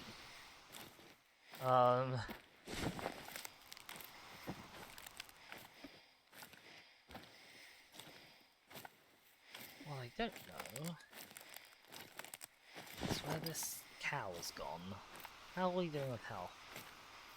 Okay, we're under half, but we're still over a quarter. That's a lot of health left. Might be tracking this one for a while, gang. I am gonna put a marker on there, because that's where we're nominally going afterwards. We have to find a way across this body of water somehow. There's a bridge here, but then we have to cross this bit. I have no idea how achievable that is. Whatever's over there is a long way away.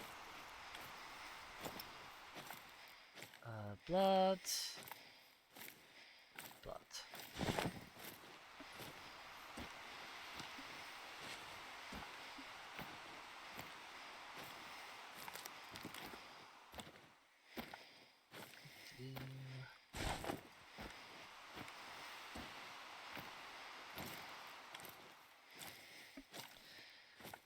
While we are in a little quiet patch, I currently don't have anything lined up for streaming on Thursday, and I thought I would solicit thoughts from Peeps who is here. Okay, we're down below a quarter. That's nice.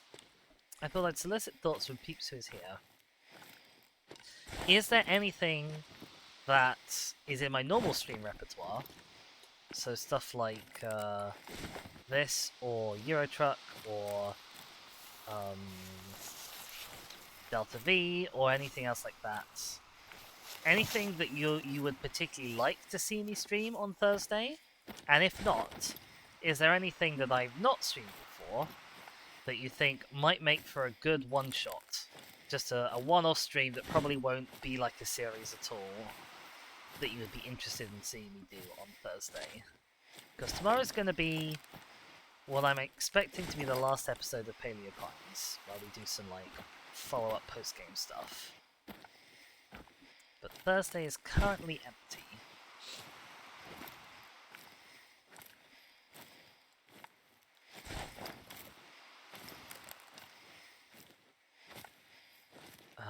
Other obvious suggestions that come to mind could be Opus Magnum, which is like my current ongoing puzzle game, or any of the other puzzle games that I've played and like not finished because they got too hard for me. I can go bang my head against a wall for a few hours with one of them. Speed says, not really. If you're looking for a new game, you think I would like Loddernauts. I played the demo of Loddernauts whenever that was a thing, and I did quite enjoy it. And it is quite casual fun, but I do not own presently the full thing. I suppose, yes, that's the other thing. It has to be something I own already.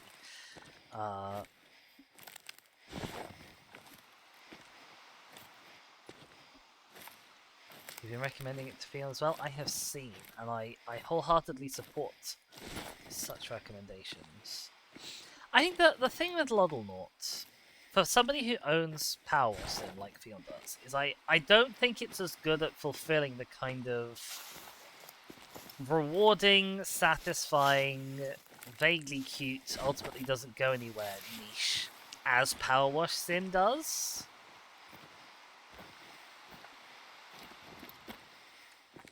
Like, if I had Power Wash and Loddernauts, I'd have had to do all of the different Power Wash levels quite a lot before I'd consider doing Loddernauts instead. And that's not really the fault of Loddernauts, per se.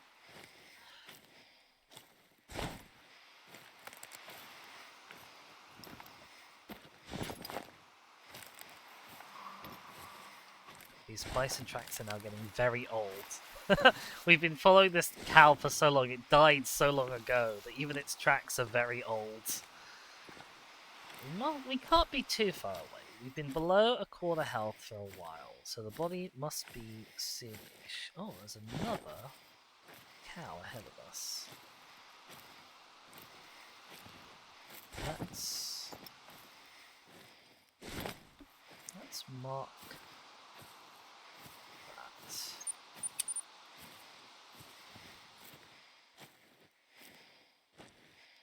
I think I saw two.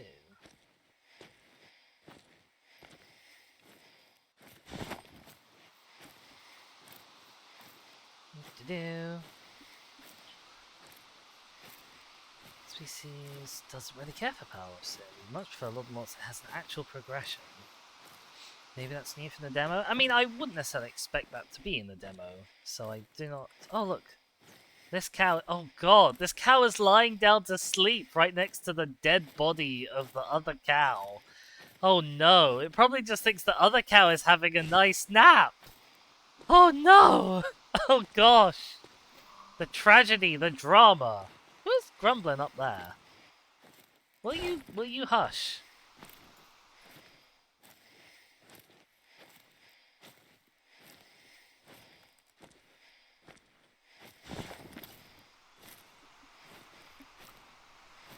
I mean, my understanding was that Power Wash had an actual progression. Although, obviously, like I said, I don't own it. I've not played it. Okay.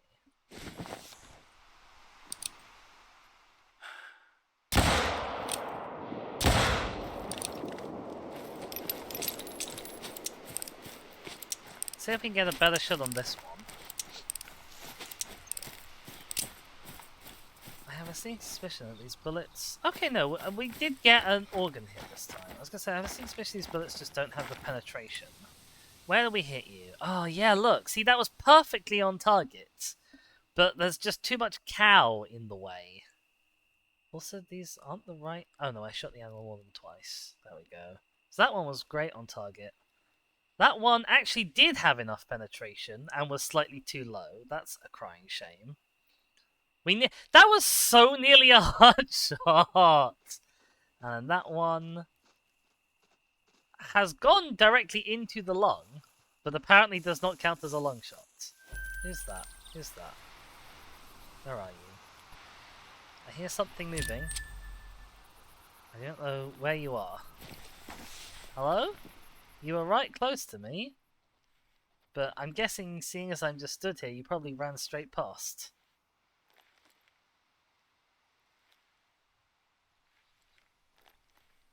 Well, wherever you were, you're not here now.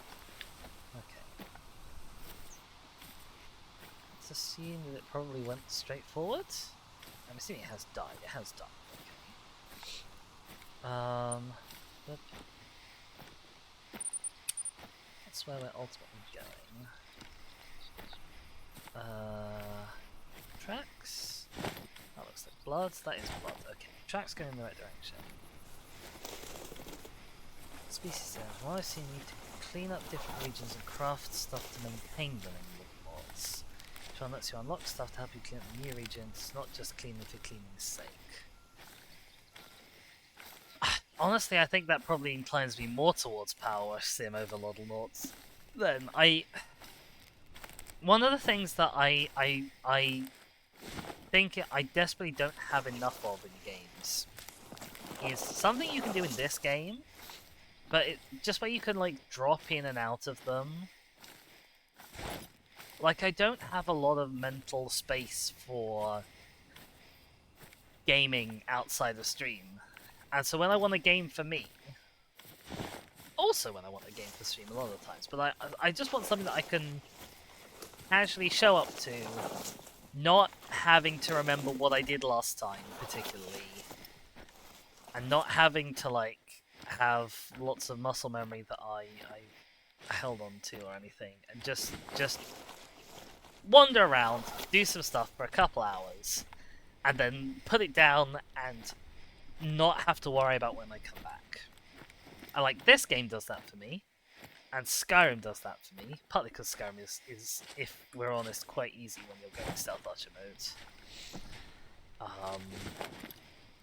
Crusader Kings has at times been that for me, but it's got more and more mechanical depth to it now.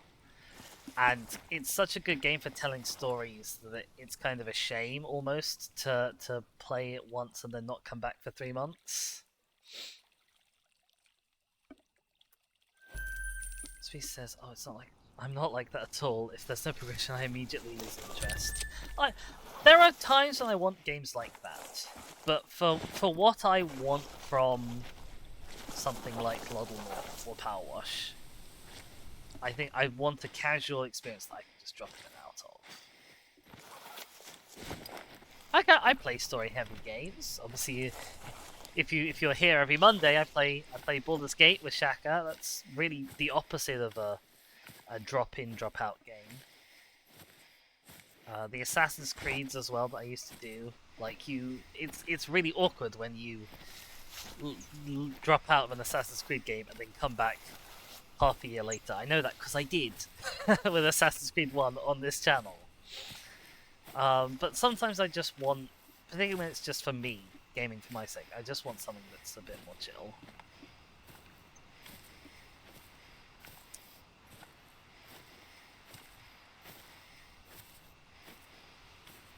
And you've heard me not wailing exactly against roguelikes, but you've heard me criticizing the proliferation of roguelikes in the last couple of years, and it's a shame because roguelikes often could be like that. Like, what's more drop in, drop out than a game that you always start from afresh in? But most roguelike games aren't like that. They're not casual, they're often bitterly, bitingly... I'll let you decide whether they're unbalanced or just hard. I think they often tend towards being unbalanced. But yeah, and that ought to be the genre for me, but I'm honestly just sick of there being so many roguelikes in the world. And roguelikes where, or adding roguelike mechanics where roguelike mechanics don't fit as well. Cough, Nevergrave, cough.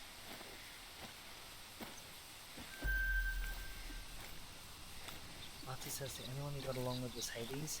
Hades looks like a great time for somebody who is a much more hardcore gamer than me. I don't think that I own it. If I do, I've certainly never picked it up.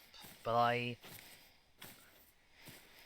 if I were to pick it up, it would be a disaster a lot. Gosh, my throat's going. But it's a really good-looking game, and that looks like a game that really does kind of benefit from being a roguelike. And I'm guessing is probably the game that is ultimately behind the current proliferation of roguelikes, if I'm honest. I imagine Hades was probably the trendsetter for that.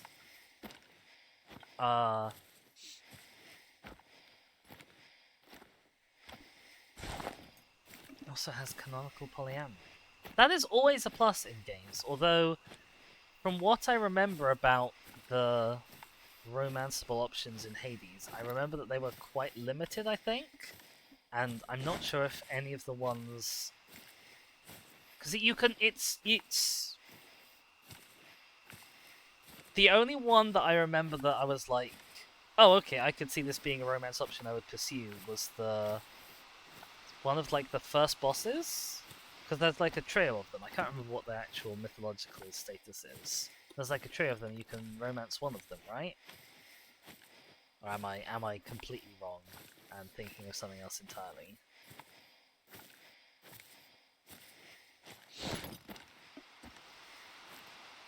Bagheera, one of the Fury / Enemies. Okay, yes, amazing. I'm so glad I'm not just talking out of my rear end there. Like, that was the only one of the options, because there's only like 3 of them or something, like 3 romanceable options. That was the only one that seemed even remotely interesting to me. Species likes the survivor type games like Vampire Survivors, Brotato, and recently Deep Rock Survivors. I only know Vampire Survivors out of those 3, but as far as it goes for you in roguelikes, they nicely fill that drop in and play for 30 minutes, don't worry about progression niche. Yeah, like, Vampire Survivors is another game that actually benefits from being a roguelike. I think a lot of other games that are roguelikes would be better games if they weren't roguelikes. And I think partly because they're small teams that work on these games, you know, a lot of roguelikes are small team indie games. And I think a lot of the time the roguelike mechanics that they add are kind of a stopgap instead of having a properly sized writing team and telling a better story. And that's a very harsh criticism to give, I understand. And it's not their fault that they're a small team with, you know, not the money to hire huge amounts of staff. But, like, particularly thinking of Nevergrave because I was playing it so recently, like, just imagining how good Nevergrave would be if instead of the roguelikiness, it had a properly written... Why can I not target that properly? If it had a properly written story, and the levels were, like, custom crafted to make use of... I don't think I needed to double tap there somehow.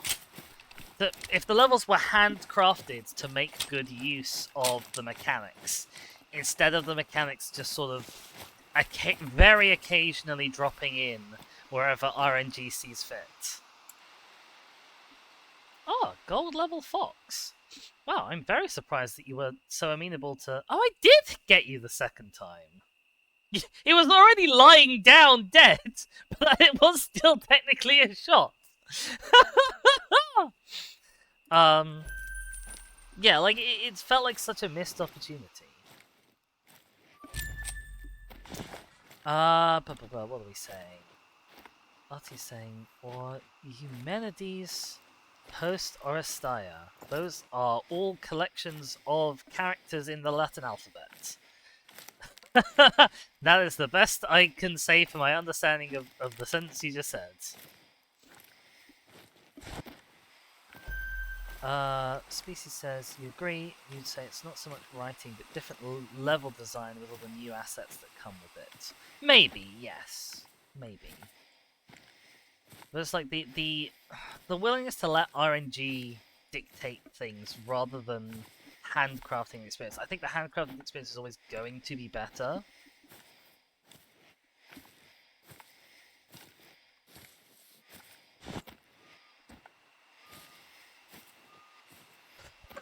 Artie is now giggling at having completely baffled me. I assume that is a sentence that would make a lot more sense to me if A, I was familiar more with Greek mythology, and B, if I played Hades. Oh my god, this is a huge feed zone. There must have been loads and loads of people here once. Well, I say people. I don't mean people, I mean animals. That was very close.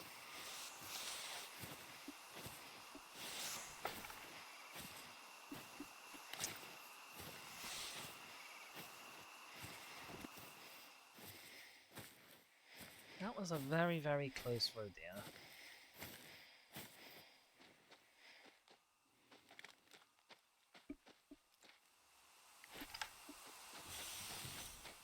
Oh, you gotta stop moving, Pat. Oh, I don't think that was a good shot. I don't know where I hit him. I don't think I hit him where I... No, okay. It was a fine shot. Oh, no, it was a terrible shot. Never mind. Where the hell did I hit you? Because I thought that went straight down the middle of you. I was expecting you to drop on the spot there. Ah! Ah! It was a smidgen too high and I caught his spine and I stopped before I hit any of his actual lung tissue. God's damn! Artie says the Furies were the Erinyes, which I'm probably not saying correctly, until the Athenian trial of Orestes for killing his mother Clytemnestra, after which they were renamed to the Eumenides, or the Kindly Ones, being a bit more justice-focused than punish-focused. I see.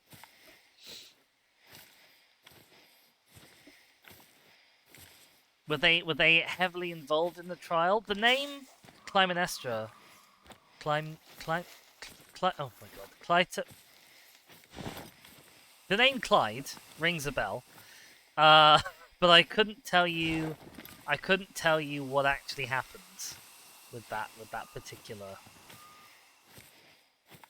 thing.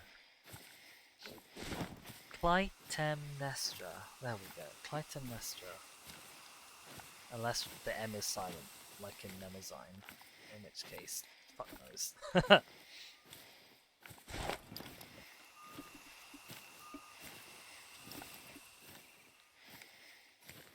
yeah, I don't quite remember who Clyde was or why she got killed. Well, I mean, who she was Orestes' mother, but I don't know who Orestes is either.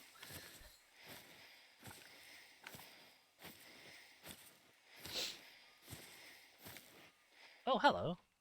Hi, Bison. Okay.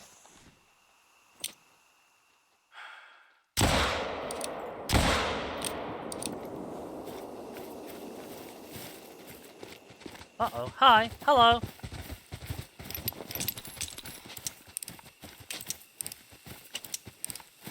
Hi, friends.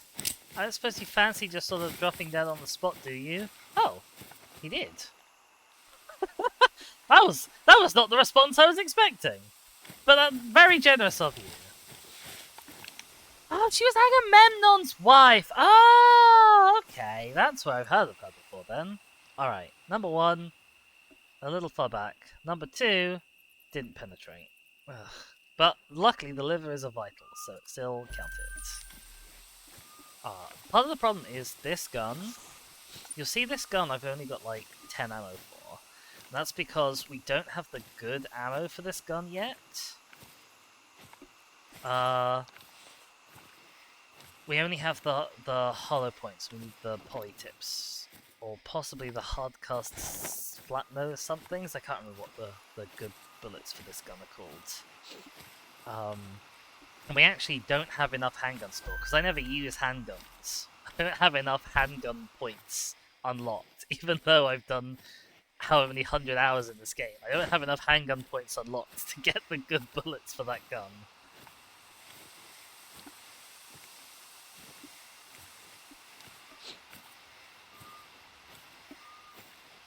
Yes, I remember he sacrificed his daughter, which I assume is who Iphigen. Oh, my life. To provide favourable winds on the way to Troy. Yeah, that was one of my least favourite Greek myths that I knew about when I was a kid. It was like, yeah, we'll just randomly kill this person to get good winds. I was like, would be a lot cooler if you didn't. Because he brought Cassandra back from Troy as a captive.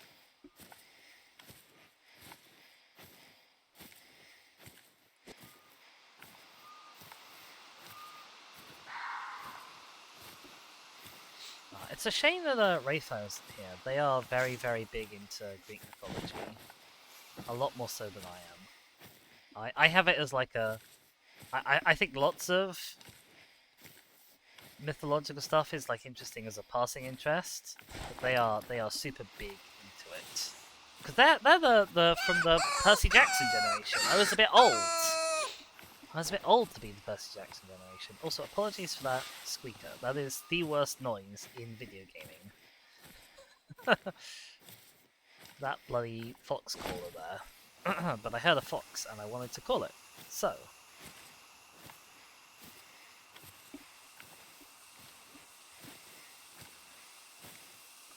Oh no, I'm out of fluids. I've been required to hydrate apparently one too many times. I don't have any hydration left. Okay, this is just and that's fine. We do not need to concern ourselves with that. Question is, are we going to get to see this fox? It was over there somewhere. Are those foxy tracks? Those are not foxy tracks. I'm gonna go to the crest of this thing. I'm gonna blow again for the fox. If we don't see it, then we will move on and teleport to our next spot. That probably will be the last of the end of the stream. I wasn't sure if we'd get to this point before the end of the stream, but we have done with half an hour to spare. So we'll move on and look for the next point. How are we doing for hunting pressure? We have nearly unblobbed all of the hunting pressure over there, which is good. I'd like to have it as a bit of a clean slate when we go back there next. Oh, blimey. Hello. Oh, I've accidentally... Oh, you cunningly gone around me, fox. Where are you? Oh, hello. There you are. Okay. Oh, he's looking the worst way. Come back. Oh, something's coming.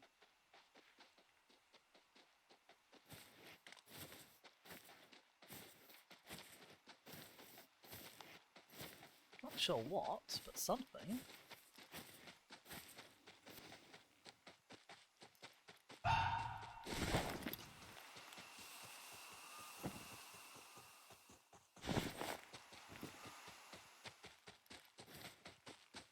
What are you and where are you? Oh, you're a little rodeo.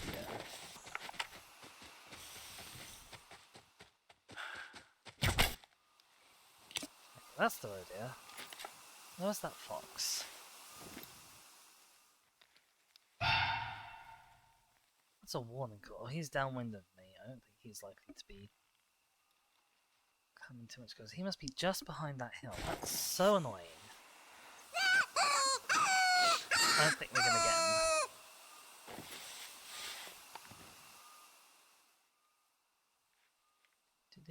Foxy Luxy. Wherever the fox was that was over there.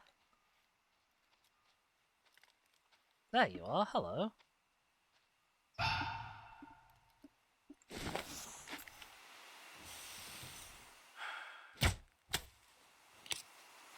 I didn't hit him.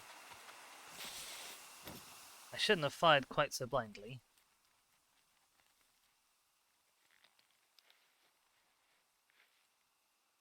I should have been a bit more careful. I'm assuming I didn't hit him. Oh, I might have hit him. No, that's going to be the rodeo, isn't it? I might. Oh, I didn't hit him. Oh, come on. Yeah,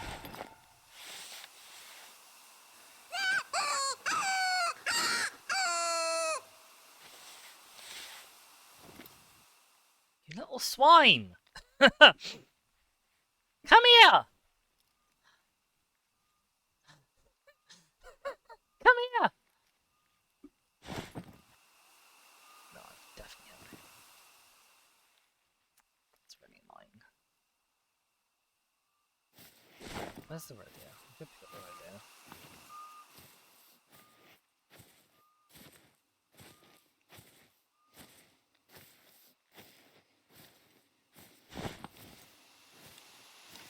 I'll go see if I can pick up that arrow that I fired.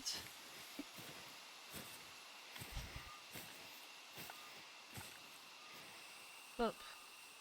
Oh, that was even a bit low.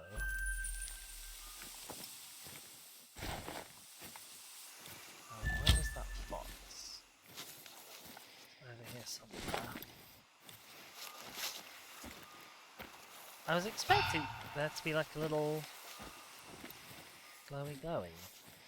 One sec. Okay, he is fleeing now. He's probably leaving. I was expecting there to be a little glowy glowy from the arrow. That's why I use tracer arrows. Because they show up. You can see where they've gone.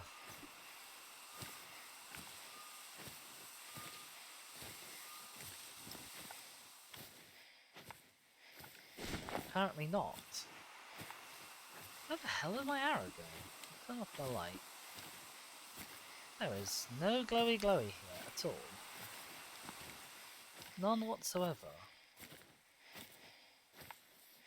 Where'd my arrow go?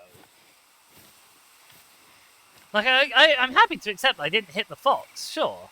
But where's the arrow? Where did I shoot?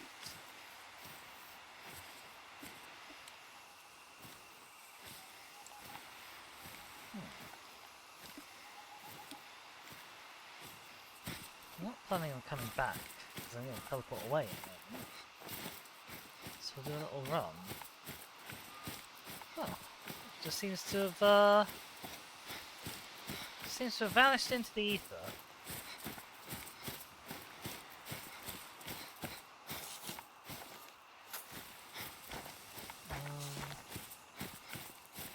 So yeah, I was going to see if I could find his tracks to see where he started running. This is where he started running. So that's roughly where I was aiming. I might have hit the other side of this hill, but I can't see an arrow here either. Oh well. Double check there's no one else here. Nope. Yes. How far?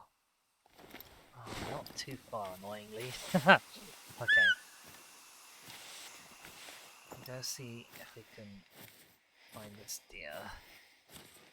About 140 meters this way. There-ish.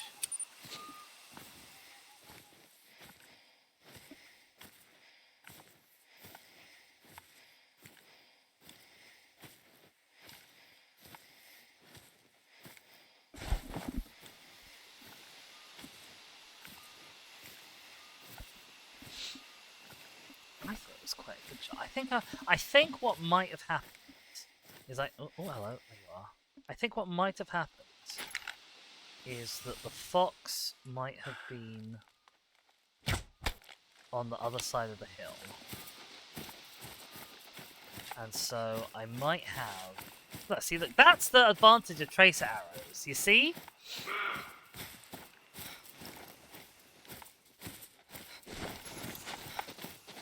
Okay. It was too quick. What was I saying? Yeah, I think what might have happened is he might have been on the other side of the hill when I zeroed for him, and so it was closer than I expected.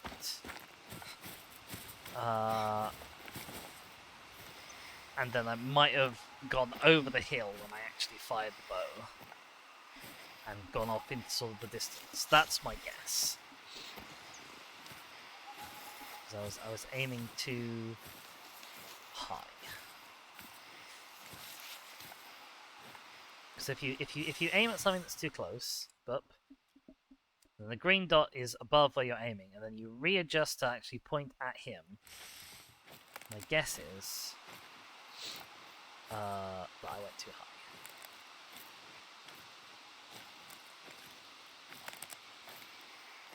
Okay, this is a medium bleed point. That is not binoculars. Maybe I can blow for him. He's on the edge of my range. This has a range of 200 meters. Medium bleed rate is a no organ hit, apparently. Oh, that's a shame. I thought that was, again, quite a good hit. But he will have gone down. He won't even have got far. Oh.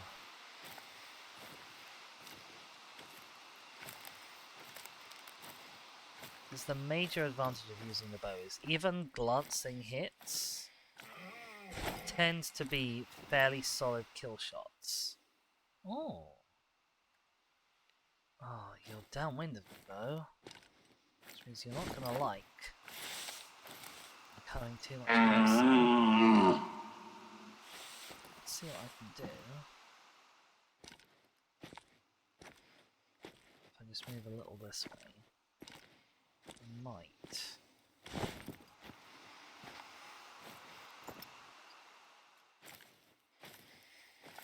be able to get him out of this cone.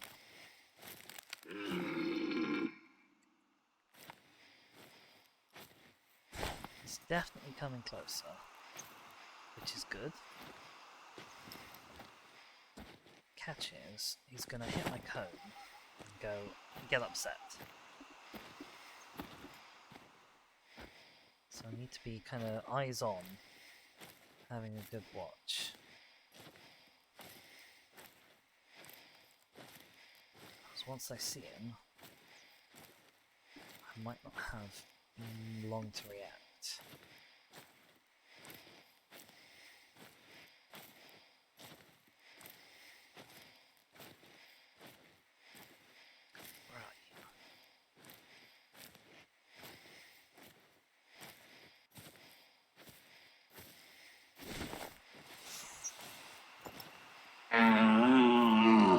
Ah, damn it. He's run. Oh, there he is.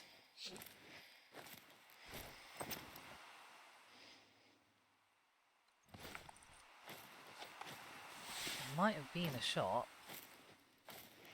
but I wasn't sure if he was behind stuff. No, I don't have the angle now. Damn, and blah.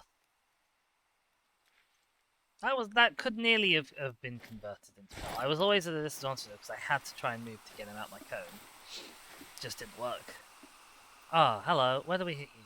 Oh, we only got like a glancing shot across your front. Oh dear.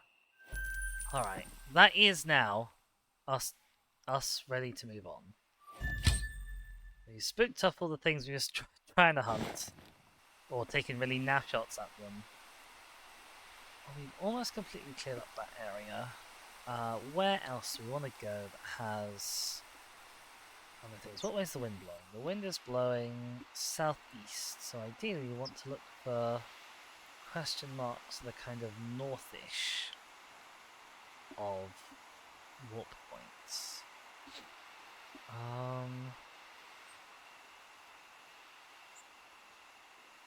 Could probably stand to do northwest. So if I go here, travel to that one, northeast even, that would probably be okay. Yeah, okay. We'll do that. Then there's a chain of 3 which we can get however many of we have time for. And this hopefully ought to be some quite prosperous ground when we hit the fields. Oh, that's actually quite far away. That's further away than I thought it was going to be. I guess because I was all zoomed out.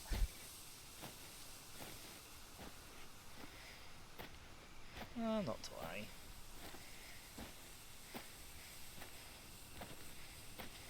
The other option would have been that one to there. I think that might have been quite far as well.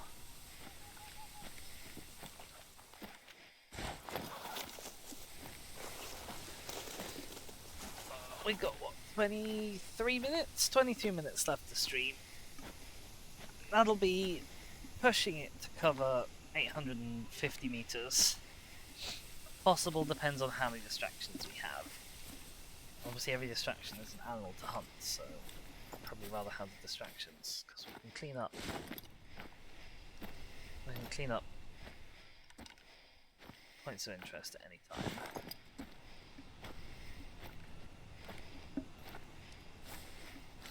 Aw, do not be sad, there'll be more dizzy time tomorrow. I'll be doing some paleopines. be cleaning that up as well, and then I'll have a whole free slot.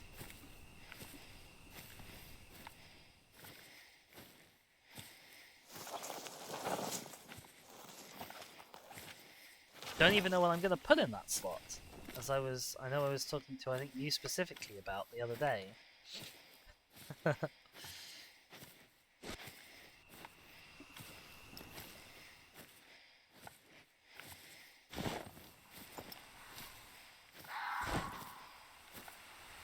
that is a very distant fox. I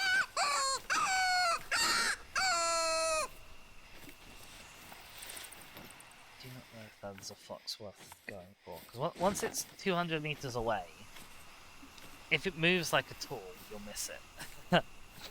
Zach says you got a week to make a decision on it at least. That's true.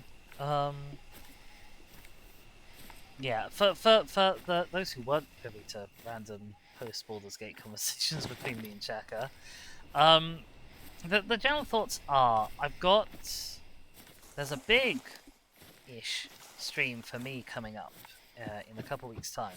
Oh, blimey, hello. Rabbits. Rabbits. Where rabbits? Please, I never get the chance to hunt rabbits. Where are you? Where are you? Oh, why did there have to be a bush between me and you? Oh, okay, rabbit. Oh my god, we got the rabbit. We never get rabbits in this game, or at least on this map.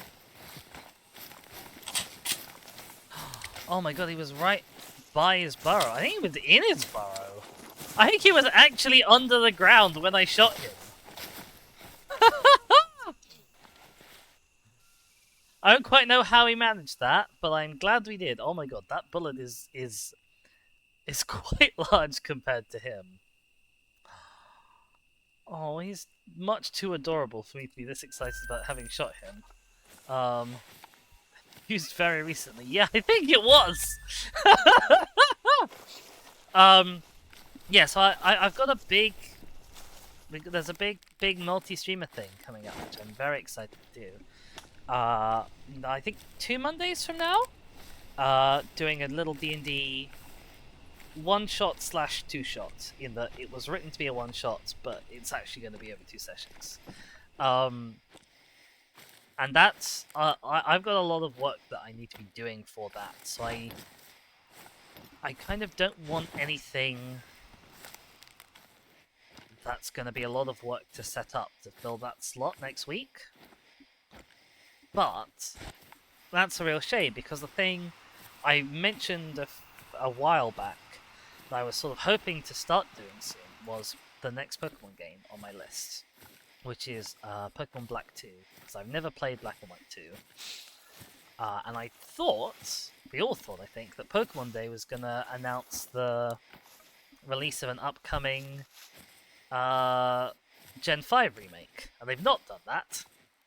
They've instead announced... That fox is a little bit closer now. They've announced instead that there's going to be a new Legends game set in the Gen 6 area, which I think caught everyone off guard. But yeah, so I was gonna have my next big Pokemon thing starting soon-ish, because it's been a little while since we finished Colosseum, even though I haven't done all of the post-game stuff. I could do the post-game stuff on Colosseum, but for the next Pokemon stream, the next big Pokemon game that I stream, I was hoping to have a little app thing called PokeCord set up, which is a thing that Skylord Zoe, who's in the chat quite often, uses, and lets chat kind of be the Pokemon and talk to me as the Pokemon, which I find really fun in her streams. But I haven't downloaded it, I haven't done any setup towards it at all. It's probably going to be at least a little bit of work to get that going. And I'm just not quite sure that I have the time to work on both things. So I need a little bit more time before I can get my next Pokemon game kind of up and ready and going. As for Colosseum, like, yeah, there's post-game stuff to do, but I feel like I'm not ready for it in terms of level, because we lost quite a few party members while we were still in Nuzlocke mode. Oh, wow. That hit only the heart. That was nearly a disastrous shot, but instead it was a really good shot. Yeah, so that, like, either thing would be a bit of work that I just don't know that I have time for right now. It's a bit of a shame.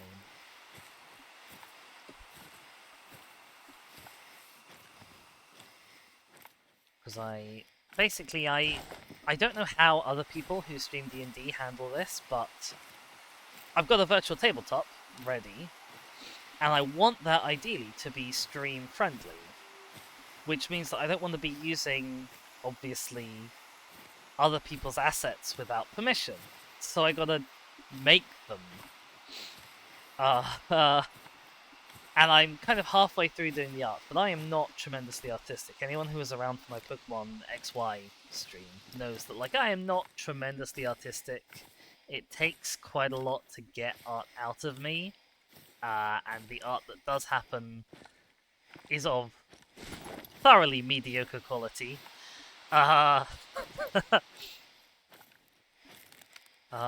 yeah, that's a little bit painful currently, getting all of that done, and it's going to take a long time. I don't know if I have enough time to dedicate to lengthy, time-consuming stuff for the stream.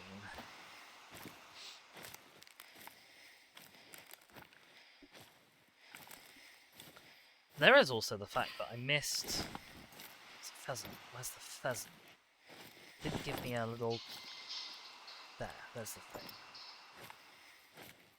Oh, that's quite far away.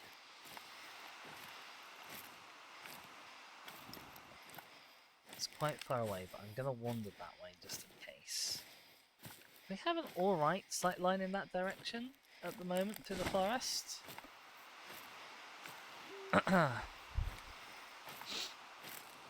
Yeah, so it's just kind of a slightly inconvenient time to suddenly have lots of gaps in my schedule that I gotta fill.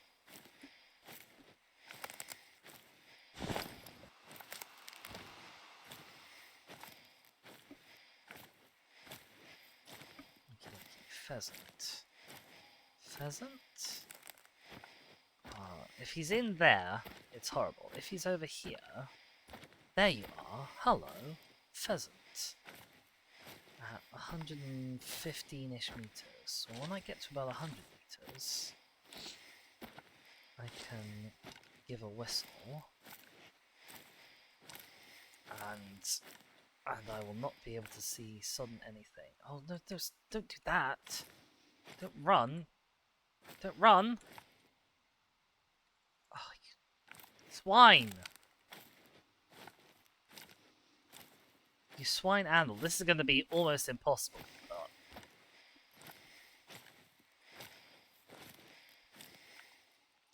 Okay, right. Whistle, change to 5. Come on. Come on, fly. Just gonna shoot on the hope it's flying. Can't see it at all. Ah. Blast. Nope, I didn't hit it. I wasn't expecting to have hit it. It is tremendously exciting. I'm super stoked for when it happens. But up until it happens, it's loads of work.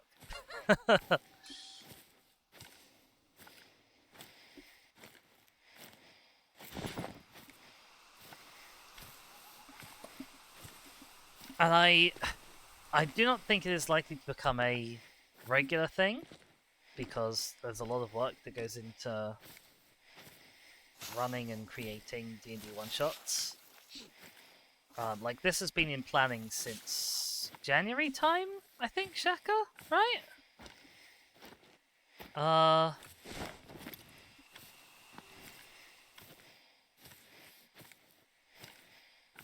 Yeah, so it's a lot of work for not actually that many streams out of the end of it, so it won't be like a thing that happens every week, but it might be a thing that happens again if it goes well. If people want to do it, I would be down. Uh, we will see.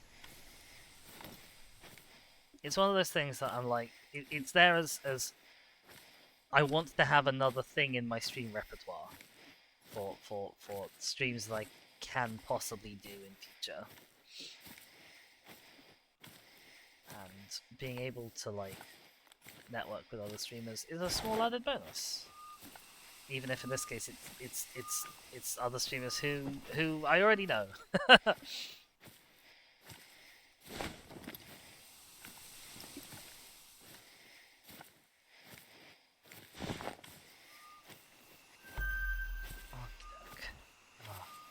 We did get a pheasant and a rabbit today. I actually shouldn't be upset about missing that pheasant, because we've got more pheasants today than I've got in many, many streams. It was even quite a good pheasant. I will have to dedicate some time to proper pheasant hunting at some point, though.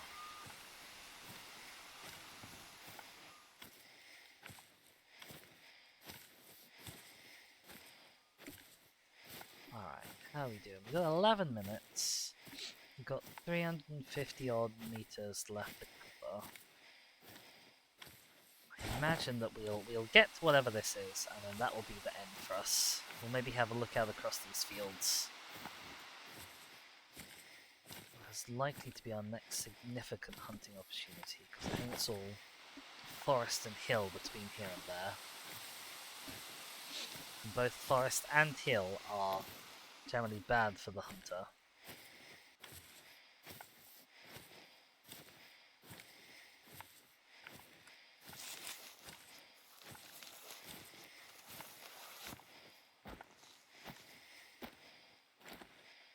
Oh, hello. A herd of deer. Hi there. You're a level 3. You're also a level 3. Okay, we gotta shoot you quick.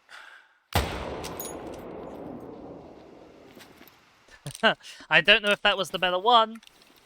I didn't get a chance to read it properly because I was like, oh, he's warning calling, he's seen me, I need to shoot him now. He didn't get far though.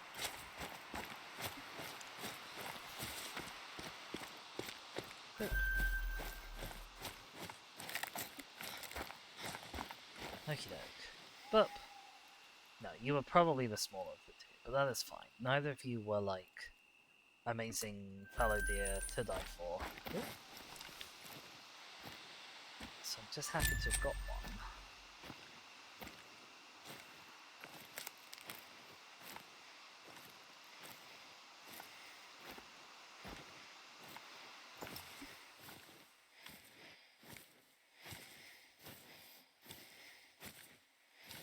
I would have liked to like take my time, get a bow shot lined up, do it the slightly more subtle and discreet professional way. But we were in a panic. We didn't have time for that.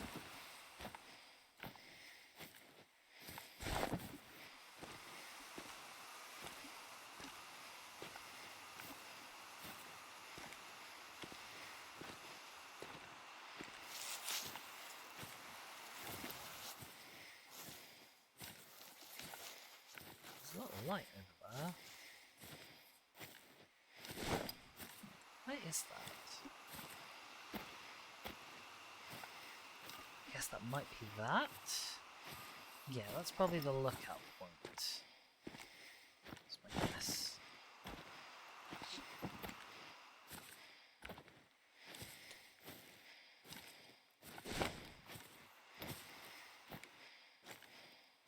There is a blinking light up on the mountain.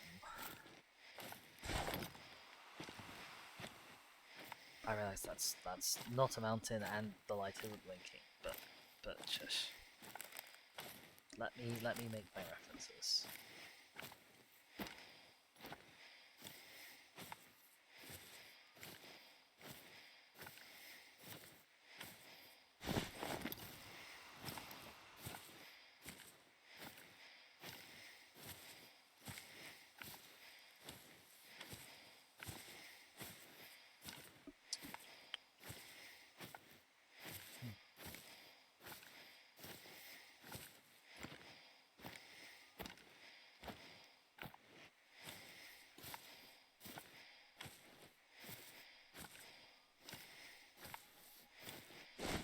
far we gotta go? 150 meters.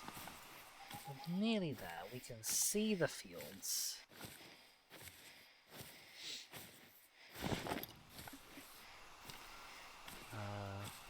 They wouldn't have heard us in the fields from when we fired that gun, so that's okay. They shouldn't be more clear than normal. Although, how clear or populous they will be, we have yet to discover. Oh, hello. Oh, there's a pigoo. It's a good start. He's having a little nibble as well, which means we should be well able to sneak up on him. He's got some piggy family. You're a level 3.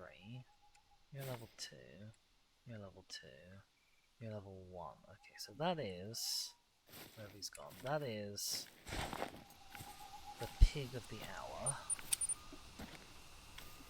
Species was unable to chat for a moment. You did hear all that. It sounds very exciting. Looking forward to watching me DM. I have no idea how it's going to go. I have no idea if I'm going to be a good DM for stream or not. I like to think I'm a fairly good DM off stream. People seem to enjoy my campaigns and come back. So I'm hopeful. But it is entirely unlike anything I've ever done on Twitch. Or anything I've ever done while DMing. So it'll be interesting.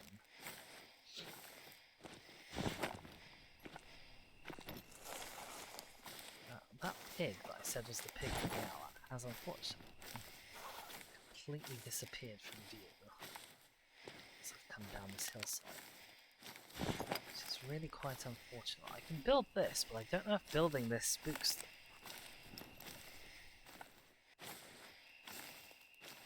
If it doesn't spook them, it's a great idea.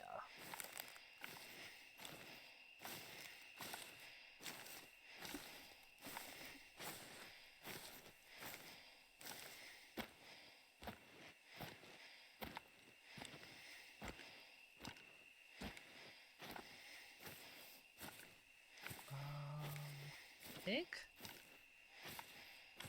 Pig, where you go?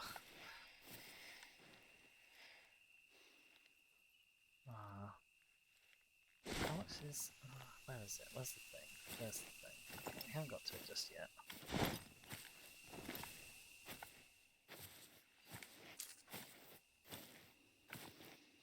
The money is not really an issue. I don't have a lot of uses for them. Let's see if this spooks them. That was quite a loud noise. No, not only did it not spook them, he is lying down.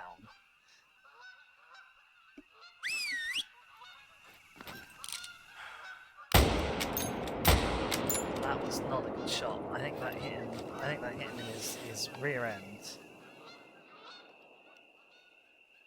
Okay, there's the little fleeing piggies.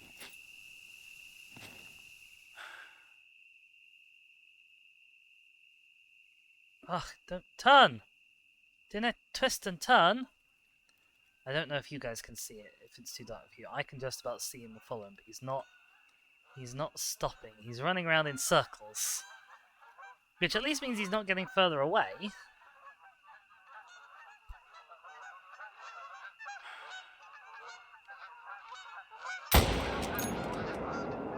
No idea if that hit. No idea if that hit at all. If it did hit, no idea how good that shot was. I did get the first one.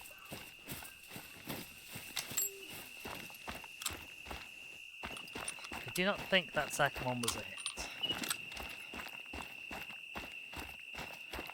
I will run to here. Pick this up. Where the blood is. And then go and see if there is a blood splat over where the other one was. Right. Blood? Blood.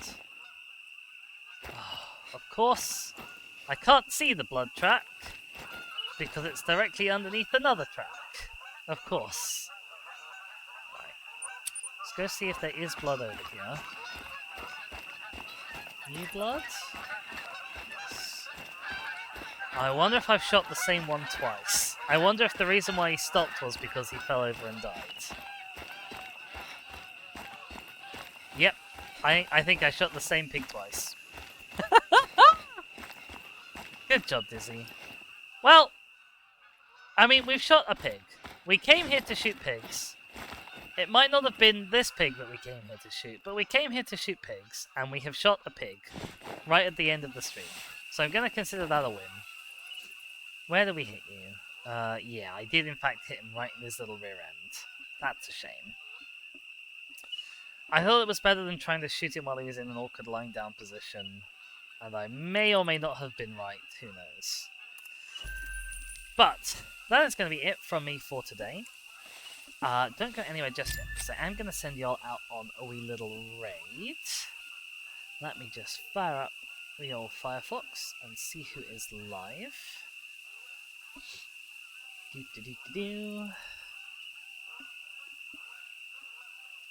Alright, who have we got on my list? Brian is doing Power Wash Sim. I wonder if she is still doing the... I wonder if she's still doing the Warhammer DLCs, because that would be very interesting of me to me.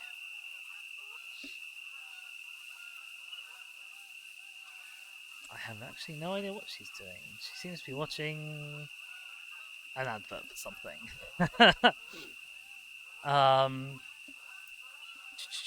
Okay, let's see who else is live. Playing War Thunder.